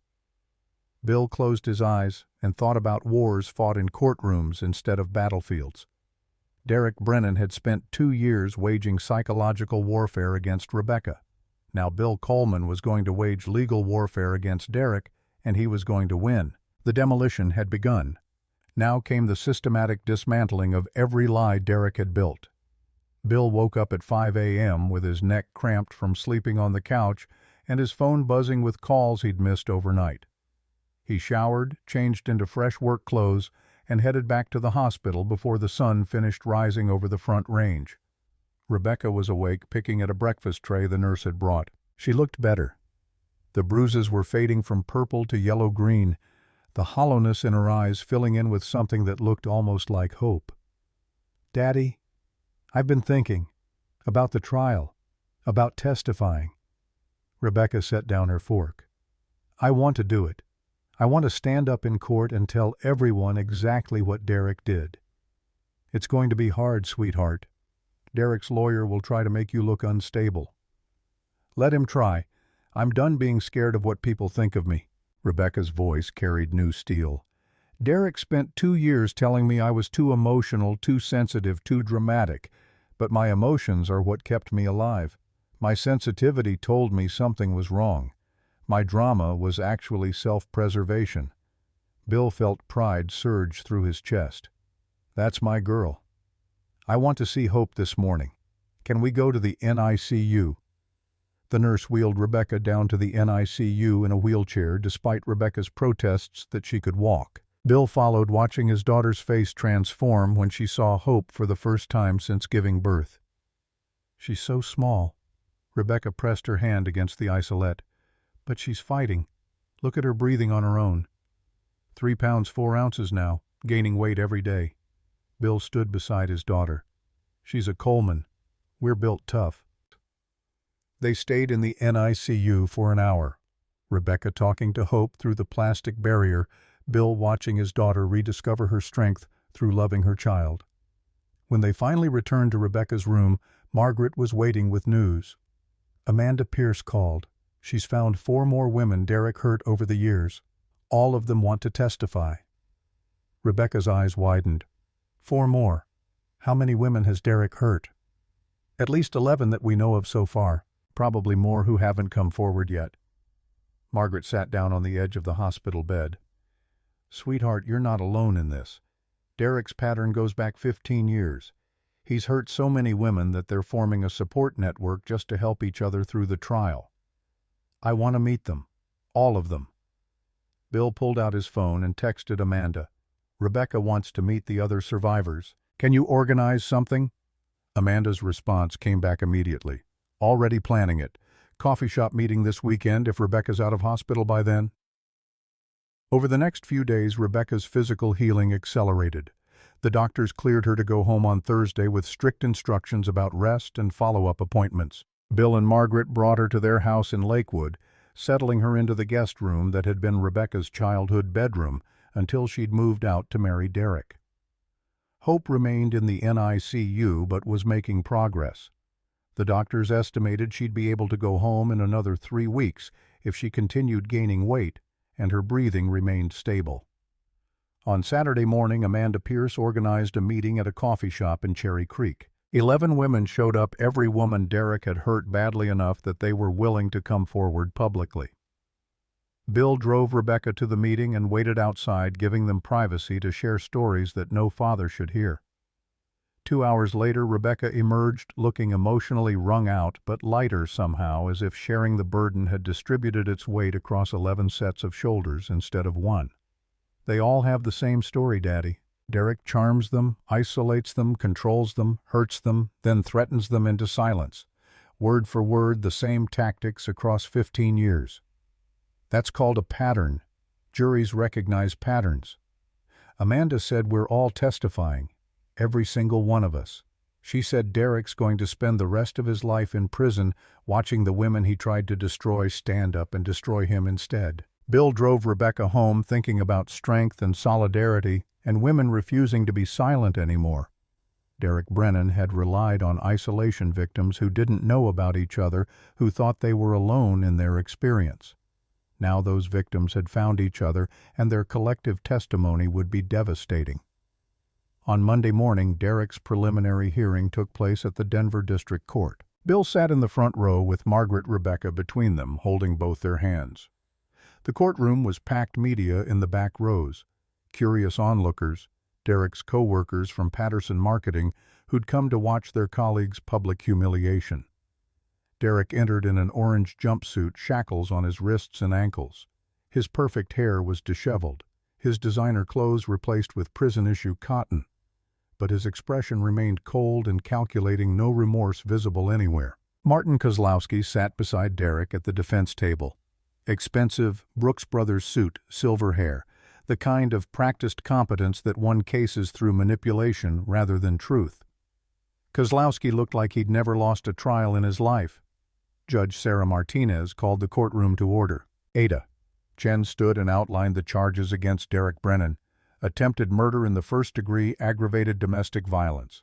5 counts of identity theft, 3 counts of wire fraud, conspiracy to commit murder. Your Honor, the prosecution has evidence, including the defendant's recorded confession to planning his wife's murder, 8 months of computer files showing research into murder methods, financial records proving systematic theft, and testimony from 11 women establishing a 15-year pattern of predatory behavior. Kozlowski rose smoothly.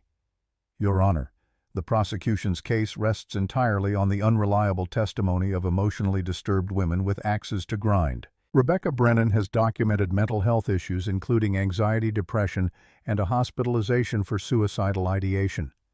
The alleged confession was obtained through entrapment.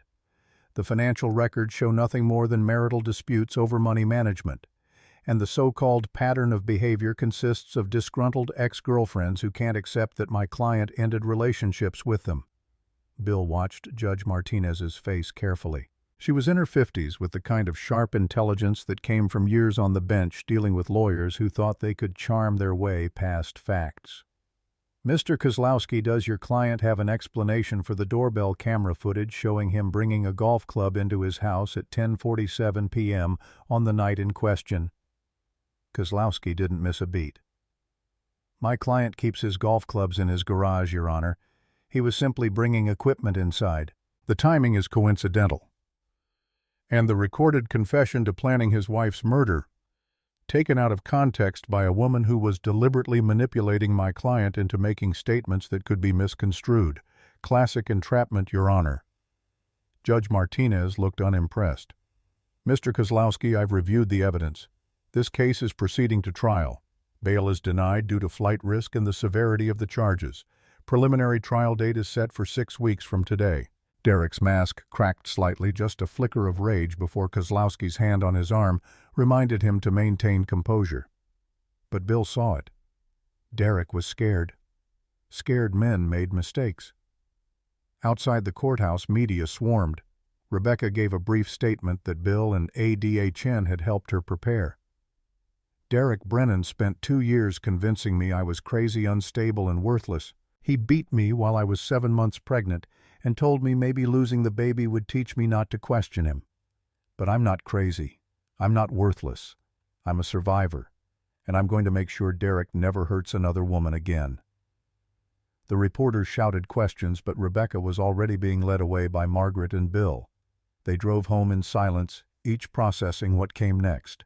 6 weeks until trial. 6 weeks to prepare for the fight of Rebecca's life. Bill's phone buzzed with a text from Frank Morrison. Derek's uncle, Judge Brennan, just held a press conference calling Rebecca a liar. Says Derek's innocent and this is a witch hunt. Video going viral on social media.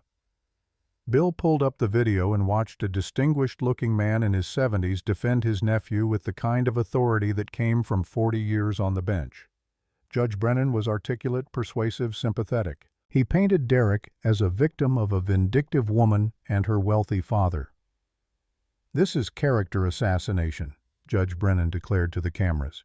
Derek Brennan is a good man who's being railroaded by a woman with serious mental health issues and her father's construction money. The truth will come out at trial. Bill showed the video to Rebecca. Her face went pale. People are going to believe him. He sounds so reasonable, so convincing. Some people will believe him. Others will believe you.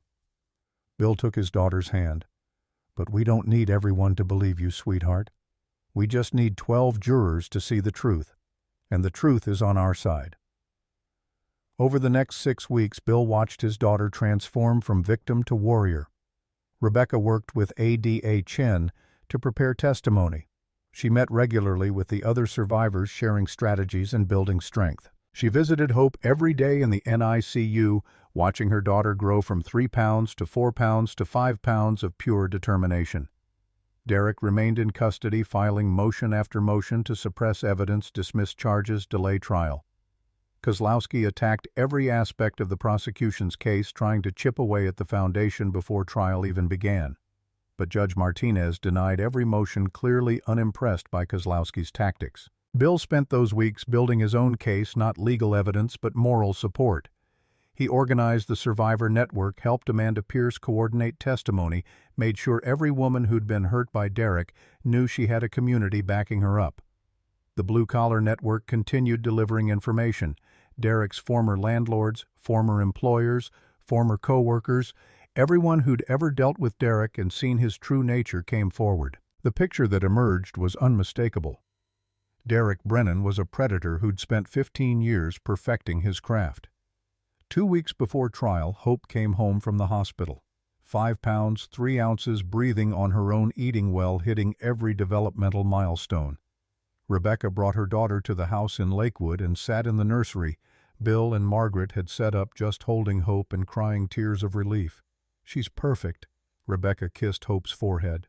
"Derek tried to kill her before she was born, and look at her now, fighting, surviving, thriving, like her mother."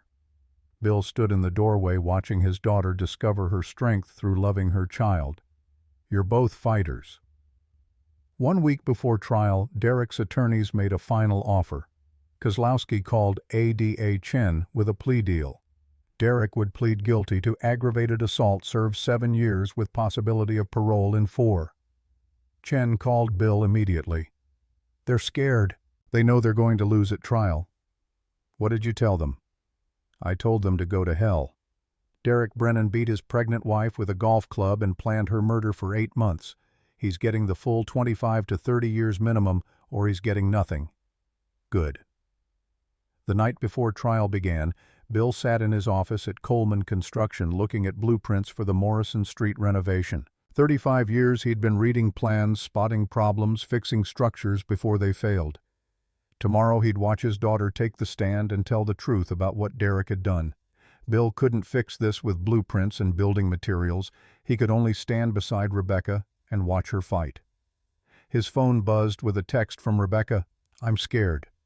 Bill typed back, "Fear means you're about to do something brave. See you in court tomorrow. I love you." The response came immediately. "I love you too, Daddy. Thank you for believing me." Bill turned off his office lights and headed for the parking lot. Tomorrow, the real war began, not in parking lots or hospital rooms, but in a courtroom where 12 strangers would decide Derek Brennan's fate. Bill had built the foundation. Ada Chen had constructed the framework. Now Rebecca would provide the testimony that would bring Derek's house of lies crashing down completely. Derek Brennan had picked the wrong family. He was about to learn exactly what that mistake cost. The Denver District Court courtroom smelled like old wood and nervous anticipation when Bill Coleman took his seat in the front row Tuesday morning. 6 weeks of preparation had led to this moment. 12 strangers in the jury box. Derek Brennan at the defense table in a charcoal suit that almost made him look human, and Rebecca sitting between Bill and Margaret with hands that wouldn't stop trembling. Martin Kozlowski stood for his opening statement wearing confidence like armor. His Brooks Brothers suit probably cost more than most people made in a month. His silver hair perfectly styled, his voice carrying the practiced warmth of someone who'd spent 40 years convincing juries that abusers were actually victims. Ladies and gentlemen, this case is about a troubled woman whose mental illness finally erupted in violence. Rebecca Brennan has documented psychiatric history, anxiety, depression, hospitalization for suicidal thoughts. She became convinced her devoted husband was having an affair that didn't exist. She went through his phone obsessively. She followed him. She made scenes at his workplace. Kozlowski paced before the jury box like a professor delivering a lecture. On the night in question, Rebecca attacked Derek with a golf club. Derek tried to defend himself. In the struggle, Rebecca fell and hit her head. Derek immediately called 911. He rode in the ambulance with her. He stayed at the hospital all night, worried sick about his wife and unborn child. Bill watched the jury carefully. 2 women in the front row looked skeptical. The others were harder to read. The prosecution will show you text messages, financial records, recordings. But none of it proves Derek intended to kill his wife. What it proves is that Derek Brennan was a frustrated husband trying to cope with a mentally ill wife who refused treatment and became increasingly violent. Kozlowski turned to face Rebecca directly. The real victim in this courtroom isn't Rebecca Brennan. It's the man sitting at that defense table who's being destroyed by false accusations from an unstable woman and her wealthy father's construction empire. Rebecca's hands clenched in her lap. Bill reached over and squeezed her shoulder, anchoring her against Kozlowski's poison. Ada Jennifer Chen rose for the prosecution's opening. She was smaller than Kozlowski, younger, less polished.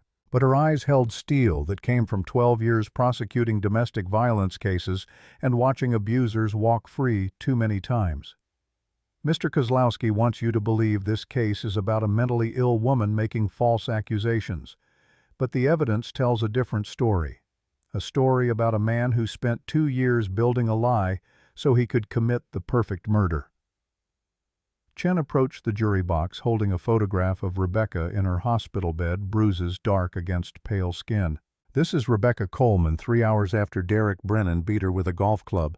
She was 7 months pregnant. She almost died. She held up another photograph, Hope in her isolette tubes and wires everywhere. This is Hope Coleman, born premature at 33 weeks because her father's violence triggered early labor. The jury stared at the photographs. 2 women in the back row looked away, faces tight with emotion. Over the next week, you'll see how Derek built his crime piece by piece. He installed spyware on his co-worker's phone to create fake affair evidence. He forged Rebecca's signature to steal $110,000. He took out a $500,000 life insurance policy without her knowledge. He researched murder methods for 8 months. He created a narrative that Rebecca was unstable, so when he killed her you would think she was a crazy woman who provoked him. Chen's voice dropped, forcing the jury to lean forward to hear. This wasn't a crime of passion. This was a construction project that took 2 years to build. Derek laid the foundation by calling Rebecca unstable. He built the frame by creating fake evidence. He prepared the finish by researching untraceable poisons. The only thing Derek didn't plan for was Rebecca surviving. Bill felt Rebecca straighten beside him, drawing strength from Chen's words. Derek Brennan is not a victim. He's a predator who got caught, and the evidence will prove it beyond any reasonable doubt. Judge Martinez called for the first witness. Dr. Sarah Henderson took the stand, her 20 years of emergency medicine experience evident in every measured word. Chen walked her through Rebecca's injuries.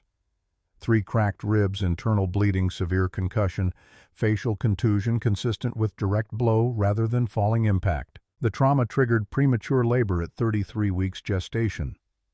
In your professional opinion, Dr. Henderson, were these injuries consistent with falling downstairs? Henderson's answer was unequivocal. No, falls produce different injury patterns. These injuries were consistent with being struck multiple times with a blunt object. Kozlowski rose for cross-examination like a shark scenting blood. Dr. Henderson, isn't it possible, not probable, just possible, that Rebecca Brennan fell downstairs, struck the banister multiple times during the fall, and produced similar injuries? Henderson considered carefully. It's theoretically possible, but highly unlikely given the specific pattern and severity of trauma. But possible. So you can't say with 100% medical certainty that Derek Brennan caused these injuries? I can say with medical certainty that someone beat Rebecca Coleman repeatedly with significant force. Whether it was her husband, I cannot determine from injuries alone. Kozlowski smiled like he'd scored a point. Bill wanted to reach across the gallery and wipe that smile off his face, but Margaret's hand on his arm kept him still. The prosecution spent the next 2 days building their case methodically. Victoria Hayes took the stand and explained how Derek had set up her phone, how he'd sent himself fake messages, how he'd manipulated her into being his alibi. The jury listened intently when Chen played the recording of Derek's confession. Derek's voice filled the courtroom flat and calculating. Rebecca's pregnancy was poorly timed. I had debts, obligations. I decided to solve my problems the only way I could, by eliminating complications. Victoria's voice on the tape, horrified, "You mean killing Rebecca?" Derek's response, "I mean handling things my way. Clean, simple. One incident that solved all my problems at once." The jury's reaction was visible disgust on several faces, shock on others. Even the skeptical jurors in the front row looked troubled. Kozlowski attacked Victoria on cross-examination, suggesting she'd had unrequited feelings for Derek and was lying out of revenge. But Victoria held firm, her testimony never wavering. She'd been Derek's unwitting weapon, and now she was the prosecution's strongest evidence. Amanda Pierce testified on day 3. Bill watched her walk to the stand with shoulders squared, the careful posture of trauma replaced by determination. She told the jury about 18 months of escalating control and violence, about Derek beating her unconscious with a lamp, about the $43,000 payoff to drop charges. Derek told me no jury would believe an unstable woman with a history of making false accusations. He had intimate photographs taken without my consent. He threatened to release them if I testified against him. Amanda looked directly at the jury. I was alone, scared and broke, so I took the money and stayed silent for 3 years. That was the biggest mistake of my life. Kozlowski tried to paint Amanda as a vindictive ex-girlfriend, but her testimony was too detailed, too consistent with Rebecca's experience. The pattern was unmistakable. By day 4, the prosecution had called 6 more women college girlfriend, former co-workers, ex-girlfriend from a dating app. Each told the same story with different details. Derek charmed them, isolated them, controlled them, hurt them, threatened them into silence. 15 years of documented predatory behavior that Kozlowski couldn't explain away. Rebecca's turn came on day 5. Bill watched his daughter walk to the witness stand in a simple navy dress, her bruises mostly faded but still visible under courtroom lights. She placed her hand on the Bible and swore to tell the truth, her voice steady despite the tremor in her hands. Chen took her through the marriage chronologically. Rebecca described how Derek had gradually isolated her from friends and family, controlled their finances, monitored her phone, criticized everything she did. Her voice never wavered as she detailed the first time Derek hit her while they were dating, the second time a year into marriage, the escalating verbal abuse that made her doubt her own sanity. "Tell the jury what happened on September 15th, Chen prompted gently. Rebecca took a breath. I found text messages on Derek's phone from Victoria Hayes. They were explicit sexual planning hotel meetings. I confronted Derek when he got home around 10:30. I asked who Victoria was and if he was having an affair. What did Derek say? He said I was snooping through his private things, violating his privacy, trying to ruin his life. He called me paranoid and dramatic.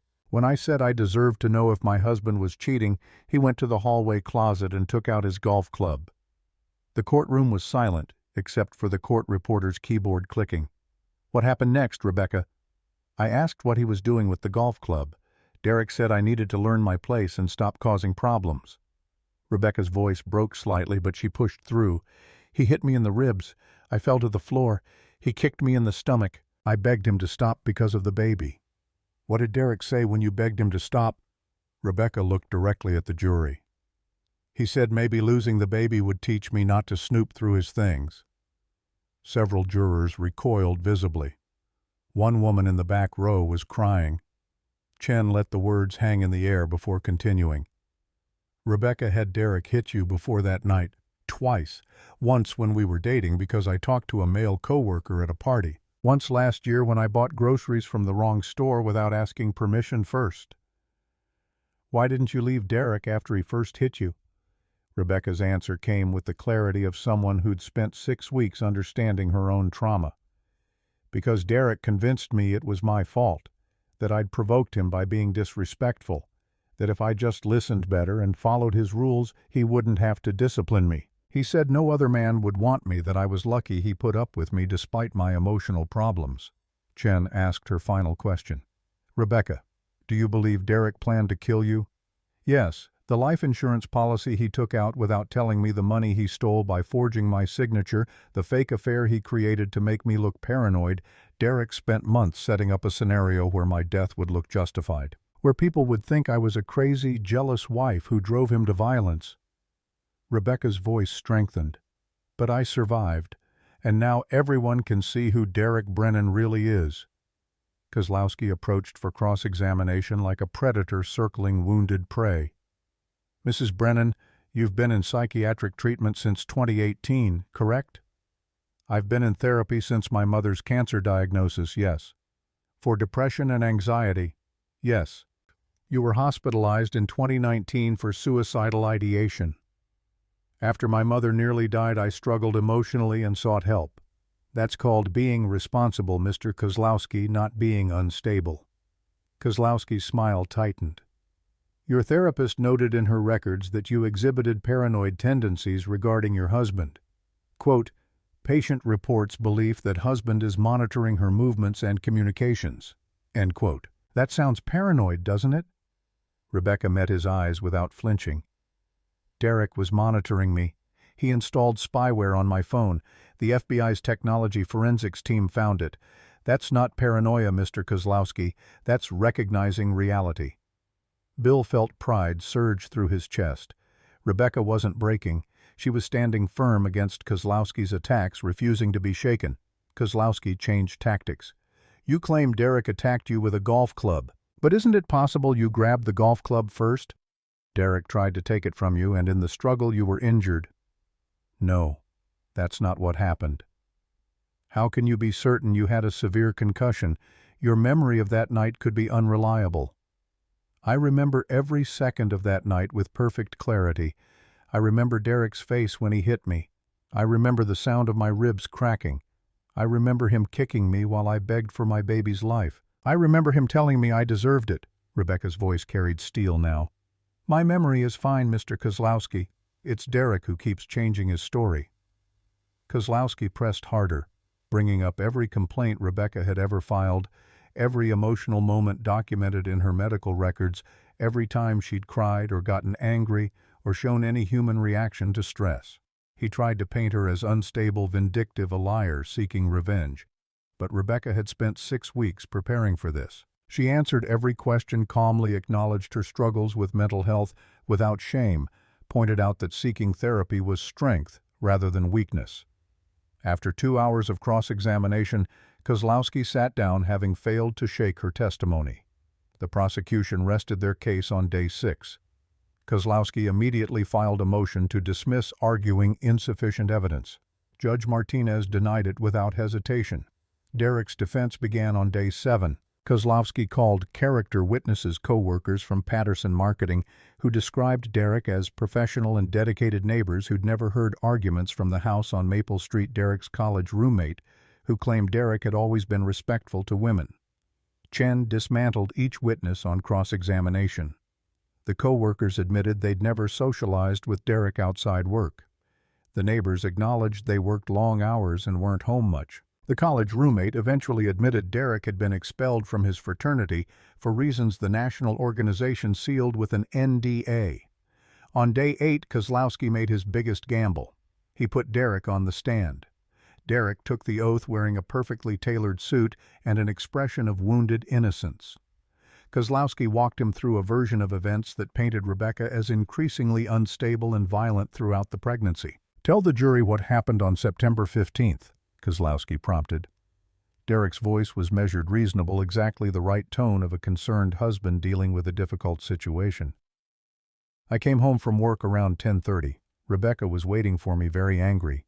She'd gone through my phone without permission and was convinced I was having an affair with Victoria Hayes, who's just a work friend.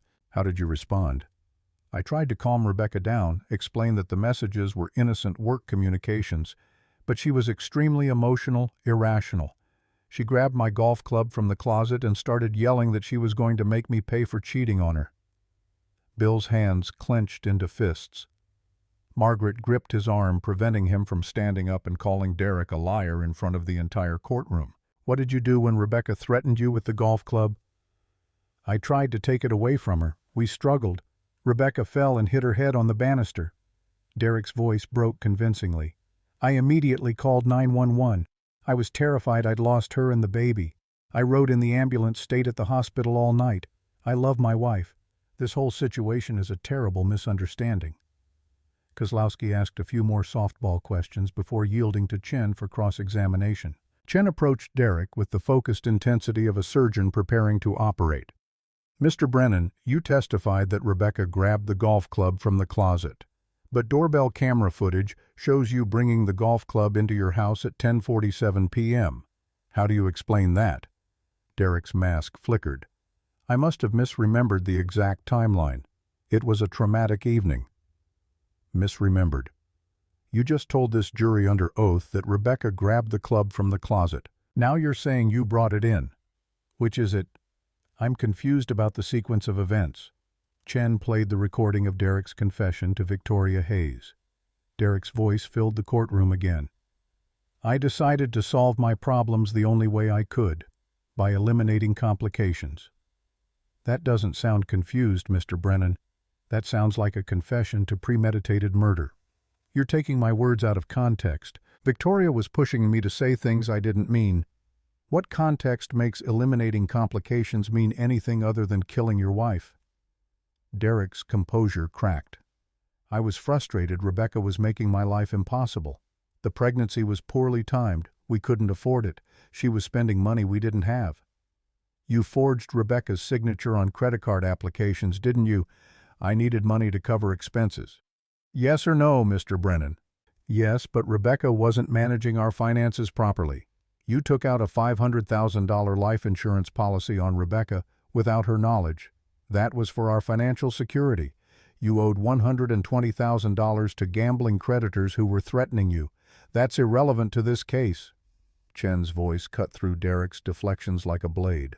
You beat Rebecca with a golf club because she discovered your fake affair that you created by installing spyware on Victoria Hayes' phone and sending yourself fake messages. Isn't that the truth? Derek exploded. She was paranoid. She went through my phone. She followed me. She made my life hell. So you admit you created the fake affair to make Rebecca look paranoid. Derek realized his mistake too late. I didn't. That's not Victoria, and I were just friends. Mr. Brennan, you just admitted to creating fake evidence to gaslight your wife. You've admitted to forging her signature.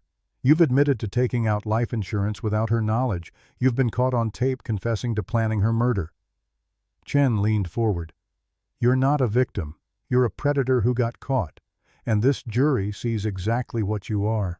Derek's face twisted with rage. Rebecca drove me to this. If she'd just been a better wife, done what she was told, none of this would have happened. She brought this on herself. The courtroom erupted.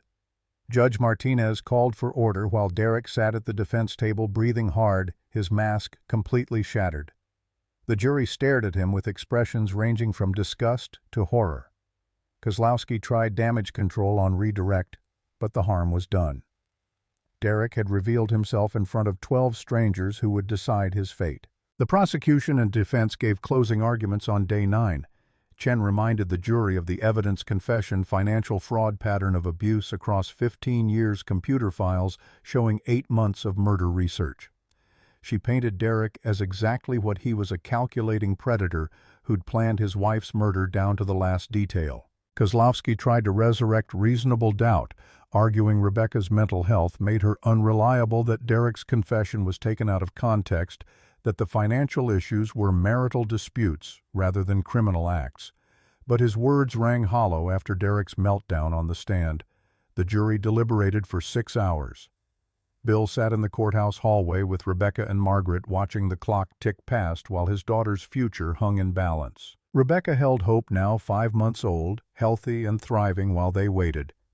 At 6 p.m., the jury sent word they'd reached a verdict. The courtroom filled quickly. Bill took his seat in the front row, Rebecca beside him with Hope in her arms, Margaret on her other side. Derek entered in handcuffs, his face blank and empty. Judge Martinez asked the jury foreman to read the verdict. The man stood, a retired teacher in his 60s who'd taken careful notes throughout the trial. On the charge of attempted murder in the first degree, we find the defendant guilty. Rebecca started crying silently. Bill pulled her and Hope close while the foreman continued reading. On the charge of aggravated domestic violence, we find the defendant guilty. On all 5 counts of identity theft, we find the defendant guilty. On all 3 counts of wire fraud, we find the defendant guilty. On the charge of conspiracy to commit murder, we find the defendant guilty. Guilty on all 11 counts. Derek showed no emotion, just stared straight ahead while his carefully constructed world collapsed completely around him. Judge Martinez set sentencing for 4 weeks later. Derek was remanded to custody immediately. As the bailiffs led him away, he turned to Rebecca one final time. "This is your fault. You destroyed my life. If you'd just shut up and done what you were told, none of this would have happened." His voice echoed through the courtroom. Bill stood up, positioning himself between Derek and his family. "Derek, you're done threatening my daughter. You're going to prison. That's where you're staying." The bailiffs dragged Derek out, still shouting. Bill sat back down and put his arms around Rebecca and Hope. His daughter was sobbing now, relief and trauma and exhaustion pouring out in tears she'd held back for weeks. Outside the courthouse, reporters swarmed. Rebecca gave a brief statement with Hope in her arms and Bill standing beside her. Derek Brennan spent 2 years convincing me I was worthless. He beat me and told me I deserved it. He tried to kill me and our daughter for insurance money. Rebecca's voice was steady despite tears streaming down her face. But I survived. Hope survived. And now Derek will spend the rest of his life in prison, which is exactly what he deserves. Amanda Pierce stood with the other survivors at the edge of the crowd, all 11 women who'd testified against Derek. They'd come to watch justice finally served. "We won," Amanda called out. "All of us, together." Rebecca nodded, holding Hope tighter. "We won." 4 weeks later, Bill sat in the same courtroom for Derek's sentencing hearing. Rebecca had chosen not to attend, deciding she'd given Derek enough of her time and energy. But Bill wanted to be there for the end to watch Derek Brennan face consequences he'd avoided for 15 years. Judge Martinez heard victim impact statements first. Rebecca's was read by Adia Chen, since she'd chosen not to deliver it in person. "Derek Brennan didn't just beat me that night. He spent 2 years destroying who I was. He made me doubt my own sanity. He isolated me from everyone who loved me. He stole my money, my confidence, my sense of self. But he didn't destroy me. I'm still here. My daughter is still here. And we're thriving without him. I'm asking for maximum sentence because Derek will do this again if given the chance. He's a predator, and predators don't change." Amanda Pierce stood to deliver her statement in person. "Your Honor, I dropped charges against Derek 3 years ago because I was scared and alone. I've regretted that decision every day since. If I'd been stronger, Rebecca Coleman wouldn't have been beaten. Derek would have been in prison where he belongs. I'm asking you to make sure Derek can't hurt anyone else. Please." 6 other survivors delivered similar statements. By the time they finished, the pattern was undeniable and devastating. Kozlowski stood to argue for leniency. "Your Honor, Derek Brennan is a first-time offender who made terrible mistakes in a moment of panic and desperation. He's shown remorse." Judge Martinez cut him off. "Mr. Kozlowski, I've presided over domestic violence cases for 15 years. Derek Brennan's case is one of the most calculated and cold-blooded I've encountered.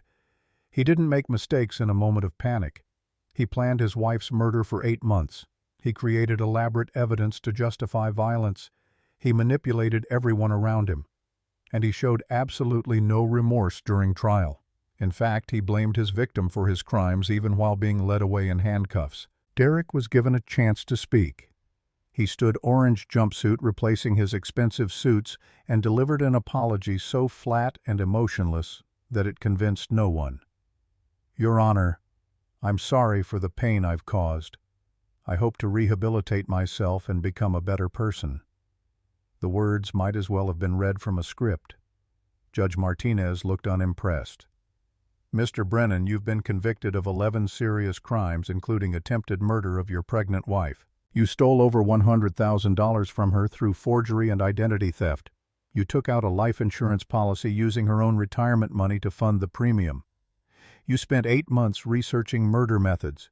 You beat her with a golf club and told her maybe losing the baby would teach her not to question you." Judge Martinez's voice carried the weight of 15 years on the bench.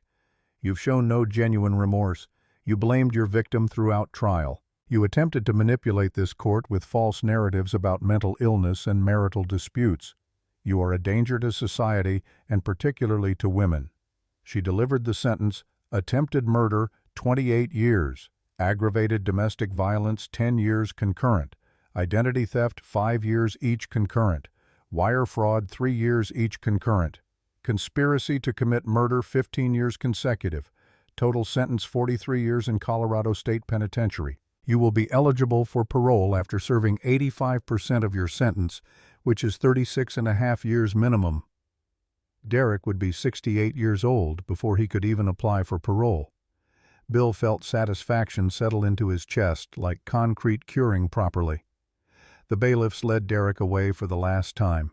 He didn't look back, didn't speak, just walked out of the courtroom and out of their lives forever. Bill drove back to Lakewood thinking about foundations and structures and buildings designed to last. Derek's house of lies had collapsed completely. Now came the work of helping Rebecca rebuild on solid ground. 6 months after Derek's sentencing, Bill found his daughter in the backyard of the Lakewood house playing with Hope. The baby was 11 months old now, crawling everywhere, pulling herself up on furniture, about to take her first steps any day. Rebecca looked different. The haunted expression that had dominated her face for 2 years was gone, replaced by something that looked almost like peace. She was back in college studying to become a domestic violence counselor, working part-time at a women's shelter, rebuilding the life Derek had tried to destroy. "Daddy, I've been thinking about what you said, about Derek being like a building with a bad foundation." Rebecca scooped up Hope as the baby crawled toward her. "You were right. He looked good from the outside, but the structure was rotten underneath, and once you started examining the foundation, everything collapsed." That's exactly what happened. I spent so long thinking I was the problem, that if I could just be better, calmer, more understanding, Derek would stop being angry all the time. Rebecca kissed Hope's forehead. "But it was never about me. Derek was broken long before he met me. I was just his latest victim." Bill sat down on the porch steps beside his daughter. "You're not a victim anymore, sweetheart. You're a survivor. Amanda Pierce and I are starting a support group for domestic violence survivors. We're calling it Foundation, helping women rebuild their lives on solid ground after abuse." Rebecca smiled. "We already have 15 women coming to meetings." "That's my girl." They sat in comfortable silence while Hope babbled and played oblivious to the trauma that had surrounded her birth. A car pulled into the driveway. David Chen, the EMT. Rebecca had been dating for 3 months. He was kind, patient, understood trauma from his years working emergency medicine. "Rebecca, you ready?" David called from the driveway. "Support group starts in an hour." Rebecca stood balancing Hope on her hip. "Daddy, you want to come? We have family members attend sometimes to understand what their loved ones went through." Bill thought about it. "Maybe next time. This one's for you." He watched Rebecca drive away with David and Hope, heading to the community center where women who'd survived what she'd survived would gather and share and heal together. Derek Brennan had tried to destroy his daughter. Instead, Rebecca had transformed her trauma into purpose, her pain into power that helped other women escape the same trap. Margaret came out onto the porch carrying 2 cups of coffee. "She's doing so well." "She is. Better than I dared hope 6 months ago." Amanda Pierce called earlier. She got a job at the district attorney's office as a victim advocate. Said Rebecca inspired her to turn her experience into helping others. Bill sipped his coffee and thought about the 11 women who'd testified against Derek. All 11 were thriving now. New jobs, new relationships, new lives built on foundations of truth instead of lies. Derek had tried to destroy them individually. United, they'd destroyed him instead. His phone buzzed with a text from Frank Morrison. "Thought you'd want to know Derek's uncle Judge Brennan announced his retirement today. Said he was stepping down to spend more time with family. Source tells me the Colorado Bar Association was investigating ethics violations related to his attempts to interfere with Derek's prosecution." Bill smiled. Derek's entire support structure had collapsed along with Derek himself. Perfect. 1 year after the attack, Bill stood in the NICU where Hope had spent her first 3 weeks fighting for life. The hospital was hosting a reunion for premature babies and their families. Hope toddled around the room on unsteady legs, healthy, and hitting every developmental milestone right on schedule. Janet, the NICU nurse who'd cared for Hope, picked up the toddler with practiced ease. "Look at you running around getting into everything. You were so tiny when you were born and now you're perfect." Rebecca joined them, watching her daughter with obvious pride. "Janet, I wanted to thank you for taking care of Hope when I couldn't, for believing me when I said Derek had hurt us. Sweetheart, that's what we do here. We protect the smallest and most vulnerable." Janet set Hope down to toddle toward Bill. "How are you doing, really?" "I'm good. Actually good, not just saying it." Rebecca pulled out her phone and showed Janet photos from the domestic violence support group. "I'm helping other survivors. 15 women so far who've left abusive relationships and are rebuilding their lives. Amanda Pierce and I are writing a handbook about recognizing manipulation tactics early. That's wonderful. And I'm dating someone. David Chen. He's an EMT, very patient, very kind, understands that healing takes time. Rebecca watched Hope grab Bill's hands and practice walking. Derek told me for 2 years that no man would ever want me, that I was damaged goods. Turns out that was just another lie. Bill lifted Hope into his arms. The baby laughed and grabbed his nose with sticky fingers. Come on, little one. Let's go see the other babies. They walked through the NICU looking at isolettes filled with fighters, even tinier than Hope had been. Some would go home in days. Others faced months of medical intervention. But they were all surrounded by people who loved them, protected them, fought for them. Grandpa built this hospital wing, Rebecca told Hope, pointing at the renovated space. Coleman Construction donated the money and did all the work, because Grandpa believes in building things that last and protecting people who need protection. Bill looked at his daughter and granddaughter and felt something shift in his chest. Derek Brennan had tried to destroy both of them. Instead, they'd survived and thrived and turned their trauma into helping others. That was legacy Derek could never touch. 2 years after the attack, Rebecca stood at a podium in the Denver Community Center addressing a room full of domestic violence survivors and their families. Hope sat in Margaret's lap in the front row, now 2 years old and full of questions about everything. 2 years ago, my husband Derek Brennan beat me with a golf club while I was 7 months pregnant. He told me maybe losing the baby would teach me not to question him. He'd spent months planning my murder, creating fake evidence to make me look crazy, stealing my money to fund a life insurance policy he planned to collect when I was dead. The room was silent, everyone listening intently. Derek spent 2 years before that convincing me I was worthless, unstable, too emotional, too dramatic. He made me believe that everything wrong in our marriage was my fault. Rebecca's voice strengthened. But I survived. My daughter Hope survived. And now Derek's in prison for 43 years while I'm standing here helping other women escape the same trap. She talked about recognizing early warning signs of abuse, about the importance of documenting everything about building support networks before trying to leave dangerous relationships. Amanda Pierce sat in the front row, taking notes, planning to incorporate Rebecca's insights into the victim advocacy training program she was developing for the DA's office. After the presentation, women lined up to thank Rebecca, to share their own stories, to ask for advice about leaving their abusers.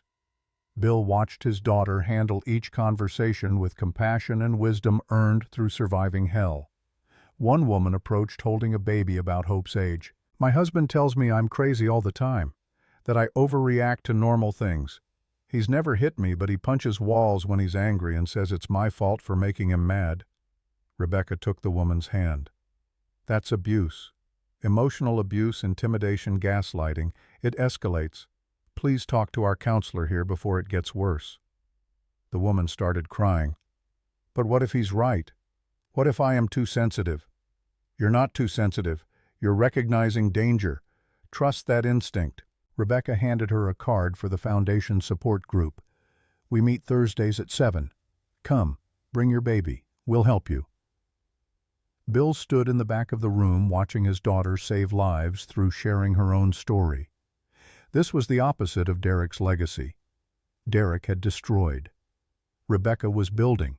3 years after the attack, Bill sat in his office at Coleman Construction reviewing blueprints for the Morrison Street renovation that had been interrupted by a phone call at 2:17 in the morning 3 years earlier.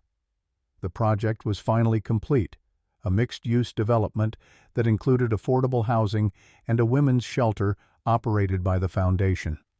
Rebecca stopped by the office with Hope, now 3 years old and talking in complete sentences. Grandpa, Mama says you build houses for people who need help. Hope climbed into Bill's lap with the confidence of a child who'd never been told she couldn't do something. That's right, sweetheart. Coleman Construction builds all kinds of things. Houses, offices, hospitals, shelters.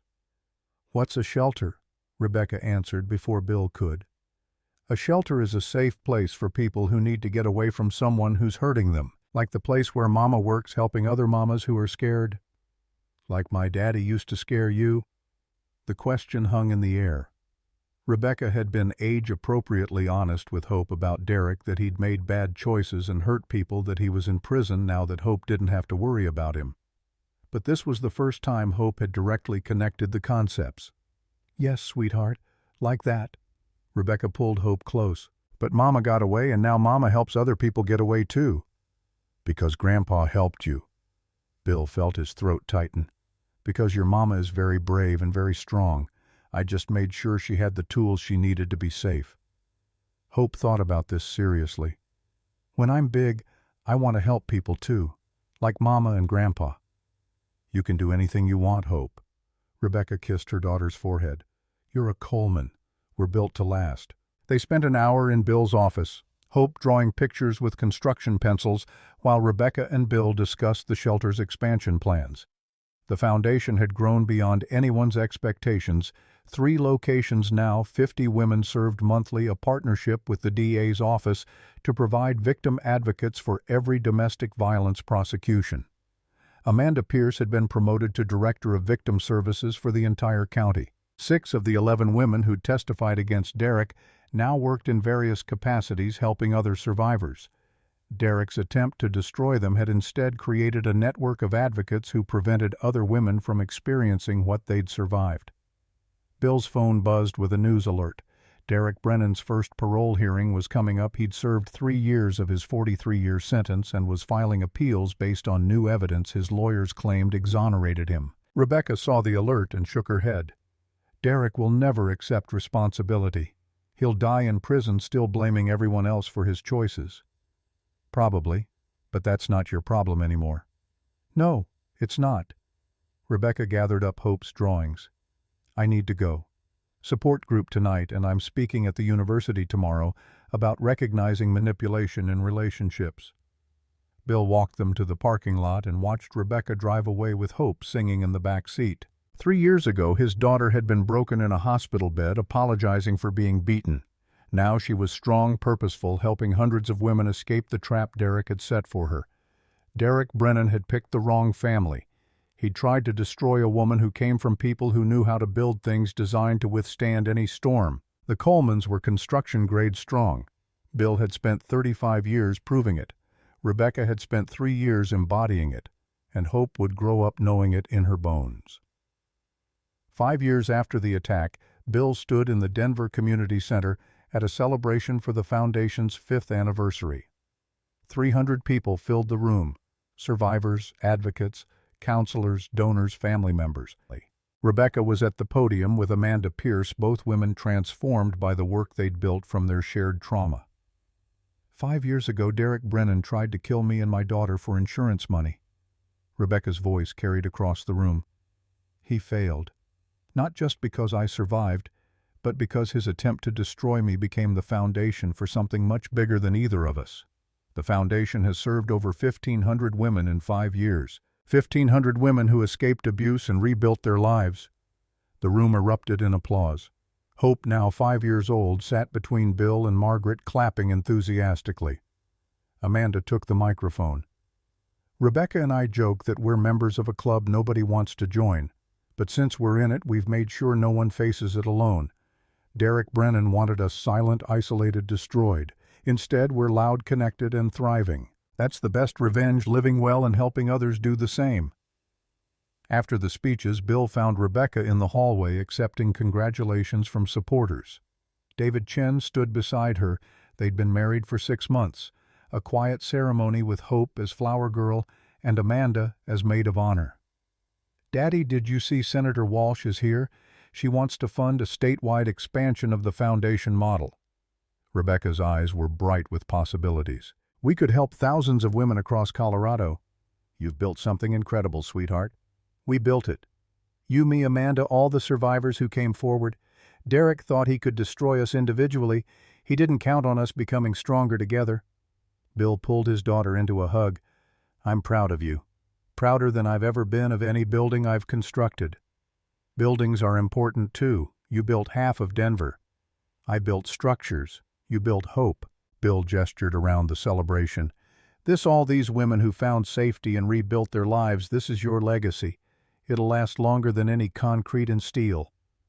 Hope ran up carrying a cupcake twice the size of her face. Mama, Grandpa, try this. It's chocolate. They spent the rest of the evening celebrating with people whose lives had been transformed by the work Rebecca and Amanda had built from ashes. Bill watched his daughter laugh and plan and dream about expanding their reach, watched Hope dance with other children who'd been born into or escaped from violence, watched Margaret coordinate volunteers with the organizational skills she'd honed teaching kindergarten. The Coleman family built to last, designed to withstand storms strong enough to turn trauma into purpose. Derek Brennan sat in a prison cell 60 miles away. His parole appeal denied his reputation, destroyed his legacy. Nothing but pain and consequences. He would die in prison forgotten by everyone except the women he'd hurt, who were now thriving without him. Rebecca Coleman. Once Rebecca Brennan stood in a room full of survivors and advocates and family, living proof that predators don't win when their victims refuse to stay silent. Bill drove home that night thinking about foundations and frameworks and buildings designed to endure. He'd spent 35 years constructing Denver. His daughter had spent 5 years constructing something more important, a network of hope and healing that would outlast any building he'd ever made.